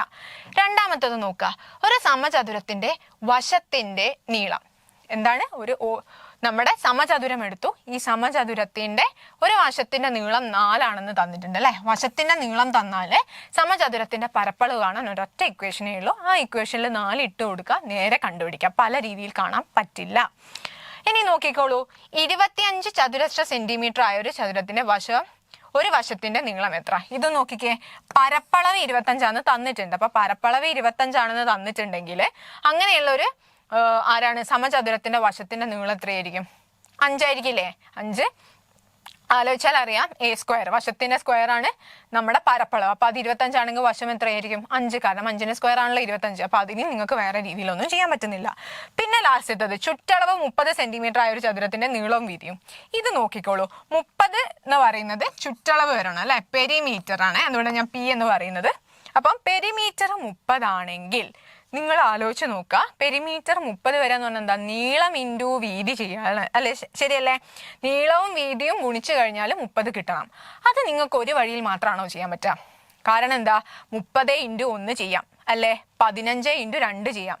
ഇങ്ങനെ പല രീതിയിലും നിങ്ങൾക്ക് എന്ത് ചെയ്യാം, നമുക്ക് 30 അവിടെ കിട്ടുന്നുണ്ട്. 6 × 5 ചെയ്യാം. അപ്പൊ പല രീതിയിലും പല സംഖ്യകൾ ഉപയോഗിച്ച് ഗുണിച്ചാലും നിങ്ങൾക്ക് ഇവിടെ കിട്ടുന്നുണ്ട്. അപ്പൊ ഒരൊറ്റ ഉത്തരമല്ല അതിനുള്ളത്, പല ആൻസേഴ്സ് ആയിട്ട് നിങ്ങൾക്ക് പല വഴിക്ക് ചെയ്യാൻ പറ്റുന്നുണ്ട്. സോ നമ്മുടെ തുറന്ന ചോദ്യം എന്ന് പറഞ്ഞു കഴിഞ്ഞാൽ ഇതായിരിക്കും. ക്ലിയർ ആണോ? ബാക്കി എല്ലാം നിങ്ങൾക്ക് സ്ട്രിക്റ്റ് ആണ്, ഒറ്റ രീതിയിലേ ചെയ്യാൻ പറ്റുന്നുള്ളൂ. ഇതിനെ നിങ്ങൾക്ക് പല രീതിയിലും ചെയ്യാം, പല വഴിയിലൂടെ അവസാനം ആൻസറിലേക്ക് പലതിലേക്കും എത്തിക്കാൻ പറ്റുന്നുണ്ട്. അപ്പൊ അങ്ങനെയുള്ളതാണ് ഒരു തുറന്ന ചോദ്യത്തിന്റെ ഉദാഹരണമായിട്ട് നമ്മൾ പറയുന്നത്. ഓക്കെ, അപ്പൊ നമ്മുടെ അടുത്ത ക്വസ്റ്റ്യൻ, 2022 സ്വാതന്ത്ര്യ ദിനം. ഓക്കെ, സ്വാതന്ത്ര്യ ദിനം എന്ന് പറഞ്ഞാൽ അത് എന്നായിരിക്കും? August 15 അല്ലെ. അന്ന് മുതൽ ആ വർഷത്തെ ഗാന്ധി ജയന്തി എന്ന് പറയുമ്പോൾ അതെന്നാണ്? October 2 ഓക്കെ, ഇനി നോക്കിക്കോളൂ, ഓഗസ്റ്റിൽ 31 ദിവസമുണ്ട്, ശരിയല്ലേ? പിന്നെ ഓഗസ്റ്റ് കഴിഞ്ഞ അടുത്തത് സെപ്റ്റംബർ ആണ്. സെപ്റ്റംബറിൽ 30 ദിവസമുണ്ട്. ഒക്ടോബറിൽ 2 ദിവസം കൂട്ടണം, ശരിയാണല്ലോ? അങ്ങനെയാണെങ്കിൽ നിങ്ങൾ പറഞ്ഞേ എത്ര ദിവസങ്ങൾ ബാക്കിയുണ്ട് നോക്കാം. ഇവിടെ 2 ദിവസമാണ് ആകെ ഉള്ളത്, ഇവിടെ 30 ദിവസവും ഉണ്ട്. ഒക്ടോബർ 2 വരെ. ഈ ക്വസ്റ്റ്യന് നിങ്ങൾക്ക് പല രീതിയിൽ ചെയ്യാം കേട്ടോ. അപ്പോൾ ഓപ്ഷൻസ് കാണുമ്പോൾ ശരിക്കും നമുക്ക് കൺഫ്യൂഷൻ വരുന്ന ഒരു സ്ഥലമാണ്. എത്ര മുതൽ എത്ര വരെ എന്ന് പറയുന്ന സമയത്ത് ശരിക്കും എന്ത് ചെയ്യും? അത് നമ്മളിപ്പം ആൻസർ കീ, അവരുടെ ശരിക്കത്തെ ആൻസർ കീ നോക്കിയാലും എന്ത് നോക്കിയാലും പല ആൻസേഴ്സ് അവിടെ കാണാം. കാരണം ഈ ക്വസ്റ്റ്യന് ചെറിയൊരു പ്രശ്നമുള്ളത്, ഇത് മുതൽ ഇതുവരെ എന്ന് പറയുമ്പോൾ നമുക്ക് ആ 2 ദിവസം കൂട്ടണോ അതോ അത് കൂടാതെയാണോ എന്നുള്ളൊരു സംശയം വരാനുള്ള സാധ്യത വളരെ കൂടുതലാണ്. അപ്പൊ അങ്ങനെ അത് നിലനിൽക്കുന്നിടത്തോളം കാലം ആൻസറിൽ ചെറിയ വേരിയേഷൻസും നമുക്ക് തോന്നാം. അപ്പൊ നോക്കിക്കോളൂ, 15 31 വരെ എത്ര ദിവസം ഉണ്ട്? ഇനി 16 ദിവസങ്ങളാണുള്ളത്. ഇതിനെ കൂട്ടി കഴിഞ്ഞാൽ നമുക്ക് എത്ര കിട്ടും? 48 എന്ന് കിട്ടും. അപ്പൊ 48 എന്ന് പറയുന്ന ആൾ ഈ ഓപ്ഷനിലുണ്ട്. ഇനി നമുക്ക് വേണമെങ്കിൽ ഒക്ടോബർ കൂട്ടാതിരിക്കാം, October 2 കൂട്ടാതിരിക്കാം. ഗാന്ധി ജയന്തി വരെ എന്നല്ലേ പറഞ്ഞിട്ടുള്ളൂ. അപ്പൊ 2 കൂട്ടിയിട്ടില്ലെങ്കിൽ നമുക്ക് ഉത്തരം 47 കിട്ടും. അതുമല്ലെങ്കിൽ ഓഗസ്റ്റ് 15 മുതൽ എന്ന് പറയുമ്പോൾ 15 കൂടെ കൂട്ടാം. അങ്ങനെ കൂട്ടുകയാണെങ്കിൽ ഇതിനോട് 1 കൂടും, 49. അപ്പൊ നമുക്ക് ഈ സെക്ഷനിൽ ശരിക്കും 3 ആൻസേഴ്സും ആൻസർ ആയിട്ട് പറയാം. അപ്പൊ നിങ്ങൾ അതിന്റെ എന്താ പറയാ കൃത്യമായിട്ട് നോക്കാന്ന് പറഞ്ഞു കഴിഞ്ഞാൽ നമ്മൾ ഇത്ര മുതൽ ഇത്ര വരെ എന്ന് പറയുമ്പോൾ ശരിക്കും എന്താണ്, ആ 2 ദിവസങ്ങൾ നമ്മൾ കൂട്ടാറില്ല. അങ്ങനെ കൂട്ടാതെ വരുമ്പോൾ 47 ആയിരിക്കും കറക്റ്റ് ആൻസർ ആയിട്ട് വരുന്നത്. ഇനി അതല്ല 2 ദിവസം കൂടെ ഉൾപ്പെടുത്തുകയാണെങ്കിൽ 49ലേക്കും ആൻസർ പോവാറുണ്ട്. ഓക്കെ, അപ്പൊ അത് ക്വസ്റ്റ്യൻ ആശ്രയിച്ചിട്ട് വരുന്ന ഒരു മിസ്റ്റേക്ക് ആണ്. ഇത് സ്ഥിരമായിട്ട് നമ്മളെ ക്വസ്റ്റ്യൻ പേപ്പറിൽ ഉണ്ടാവുന്ന ഒരു ടൈപ്പ് സാധനം. ഇത്ര മുതൽ ഇത്ര വരെ അങ്ങനെ പറയുന്ന സമയത്ത് ശരിക്കും ആ ദിവസം ഇൻക്ലൂഡ് ചെയ്യണോ വേണ്ടയോ എന്നുള്ളൊരു കൺഫ്യൂഷൻ നിലനിൽക്കുന്നത് കൊണ്ട് ഈ ആൻസേഴ്സ് ഈ 3-ലും ഏത് വേണമെങ്കിലും നമുക്ക് ആൻസർ ആയിട്ട് ശരിക്കും പറഞ്ഞു കഴിഞ്ഞാൽ പറയാം. അപ്പൊ മുതൽ എന്ന് പറയുമ്പോൾ നമ്മൾ നോർമലി എന്ത് ചെയ്യും, ഇത്ര മുതൽ ഇത്ര വരെ എന്ന് പറയുമ്പോൾ ആ 2 സാധനം നമ്മൾ ഇൻക്ലൂഡ് ചെയ്യാറില്ല. ചിലരത് 2ഉം ഇൻക്ലൂഡ് ചെയ്യും. അതിനനുസരിച്ചിട്ട് ആൻസറിൽ വേരിയേഷൻസും വരും. അപ്പൊ ഇങ്ങനെയാണ് നമ്മൾ കാൽക്കുലേറ്റ് ചെയ്യേണ്ട രീതി. ഓക്കെ, പിന്നെ നോക്കാം നമ്മുടെ ക്വസ്റ്റ്യൻ. ഒരു കച്ചവടക്കാരന്റെ ഒരു പുസ്തകം 12% ലാഭത്തിന് അയാൾ വിറ്റു. ഒരു പുസ്തകത്തിന് 12% ലാഭം. അപ്പൊ നിങ്ങൾ ആദ്യം നോക്കേണ്ടത് 12% എന്ന് പറഞ്ഞാല് എത്രയാണ്? 12% എന്ന് പറഞ്ഞാൽ നിങ്ങൾക്ക് അറിയാലോ 12/100 ആയിരിക്കും അല്ലെ. ഓക്കെ, അപ്പം 560 രൂപയാണ് കിട്ടിയത്. ഓക്കെ, പുസ്തകത്തിൽ വാങ്ങിയ വില എത്ര? അപ്പൊ അതായത് കൊടുത്ത വില. ഇതിന് ഇക്വേഷൻസ് ഉണ്ട് ശരിക്കും അല്ലെ. നമുക്ക് ലാഭത്തിന്റെ ശതമാനം കാണാനുള്ള ഇക്വേഷൻ എന്താ? ലാഭം ബൈ നമ്മൾ വാങ്ങിയ വില ഇൻറ്റു 100. ഇങ്ങനെ ചെയ്ത് കഴിഞ്ഞാൽ എന്തായിരിക്കും? നമുക്ക് ലാഭശതമാനം കിട്ടും. ഇങ്ങനെയാണ്. പക്ഷെ ഇക്വേഷനിലേക്കൊന്നും പോവാണ്ട് ഇവിടെ നിങ്ങൾക്ക് നേരെ ഓപ്ഷൻസ് എടുത്ത് നോക്കാം. ശരിയാണല്ലോ. അപ്പൊ 500, 480 കുറെ ഉത്തരങ്ങളുണ്ട്. നമുക്ക് ഓപ്ഷൻ 1 തൊട്ടിട്ട് അങ്ങനെ സ്റ്റാർട്ട് ചെയ്യാം അല്ലെ. അപ്പൊ ഞാൻ ആദ്യത്തെ ഓപ്ഷൻ 500 എടുത്തു. 500ന്റെ 12% എന്ന് പറഞ്ഞാൽ എത്രയായിരിക്കും? 500ന്റെ 12% എന്ന് പറഞ്ഞാൽ 500 ഇൻറ്റു 12/100 എന്ന് വരും. ശരിയല്ലേ? ഇത് അങ്ങോട്ട് കട്ട് ചെയ്ത് കളഞ്ഞാൽ എന്താ ബാക്കി വരിക? 5 ഇൻറ്റു 12 എന്ന് പറഞ്ഞു കഴിഞ്ഞാൽ 60 രൂപ എന്ന് വരും. അപ്പൊ നോക്കിക്കേ, 60 രൂപ 500ന്റെ 12%. അപ്പൊ ആ ശതമാനം എന്ന് പറഞ്ഞാൽ എക്സ്ട്രാ കിട്ടിയ പൈസ ഇതാ. അപ്പൊ നമ്മുടെ ശരിക്കത്തെ പൈസ എന്ന് പറയുന്നത്, നമ്മൾ കൊടുത്ത എമൗണ്ട് എന്ന് പറയുന്നത് എത്രയായിരിക്കും? 500നോട് 60 കൂടെ കൂട്ടണ്ടേ? ഇതിൽ കിട്ടിയിരിക്കുന്ന ലാഭമാണ്. അപ്പം 500നോട് 60 കൂടെ കൂട്ടിക്കഴിഞ്ഞാല് എത്ര കിട്ടി? 560 നിങ്ങൾക്ക് അവിടെ കിട്ടുന്നുണ്ട്. അപ്പൊ നോക്കിക്കേ, നമ്മുടെ ചോദ്യത്തിൽ തന്നതും എന്ത് തന്നെയാണ്, 560 എന്നാണ്. ശരിയല്ലേ? അപ്പൊ 560 റുപ്പീസ് കിട്ടിയെങ്കിൽ അത് 500ന്റെ 12% ആയിരിക്കും. ക്ലിയർ ആണ്? അപ്പൊ ഓപ്ഷൻസ് എടുത്ത് തിരിച്ച് ചെയ്യുമ്പോൾ എനിക്ക് തോന്നുന്നു മറ്റേതിനേക്കാളും കുറച്ചും കൂടി ഈസി ആയിട്ട് നമുക്ക് ആൻസറിലോട്ട് എത്താൻ പറ്റും. അപ്പൊ 500ന്റെ 12% നമ്മൾ വെറുതെ ചെയ്ത് നോക്കി, 60 കിട്ടി. ആ 60ന് 500ലേക്ക് ആഡ് ചെയ്തപ്പോൾ 560. കണ്ടോ, ആ ലാഭമായിട്ട് അയാൾക്ക് കിട്ടിയ പൈസയും എത്ര തന്നെയാണ്, 560 തന്നെയാണ്. അപ്പൊ നമുക്ക് എന്ത് പറയാം, ഓപ്ഷൻ എ 500 ആയിരിക്കും കറക്റ്റ് ആയിട്ട് വരുന്ന ആൻസർ. അപ്പൊ 15 ക്വസ്റ്റ്യൻസ് ആണ് നമ്മളിപ്പോൾ ഡിസ്കസ് ചെയ്തിരിക്കുന്നത്. ഈ 15 എണ്ണവും നിങ്ങൾക്ക് ക്ലിയർ ആയി എന്ന് വിശ്വസിക്കുന്നു. Thank you.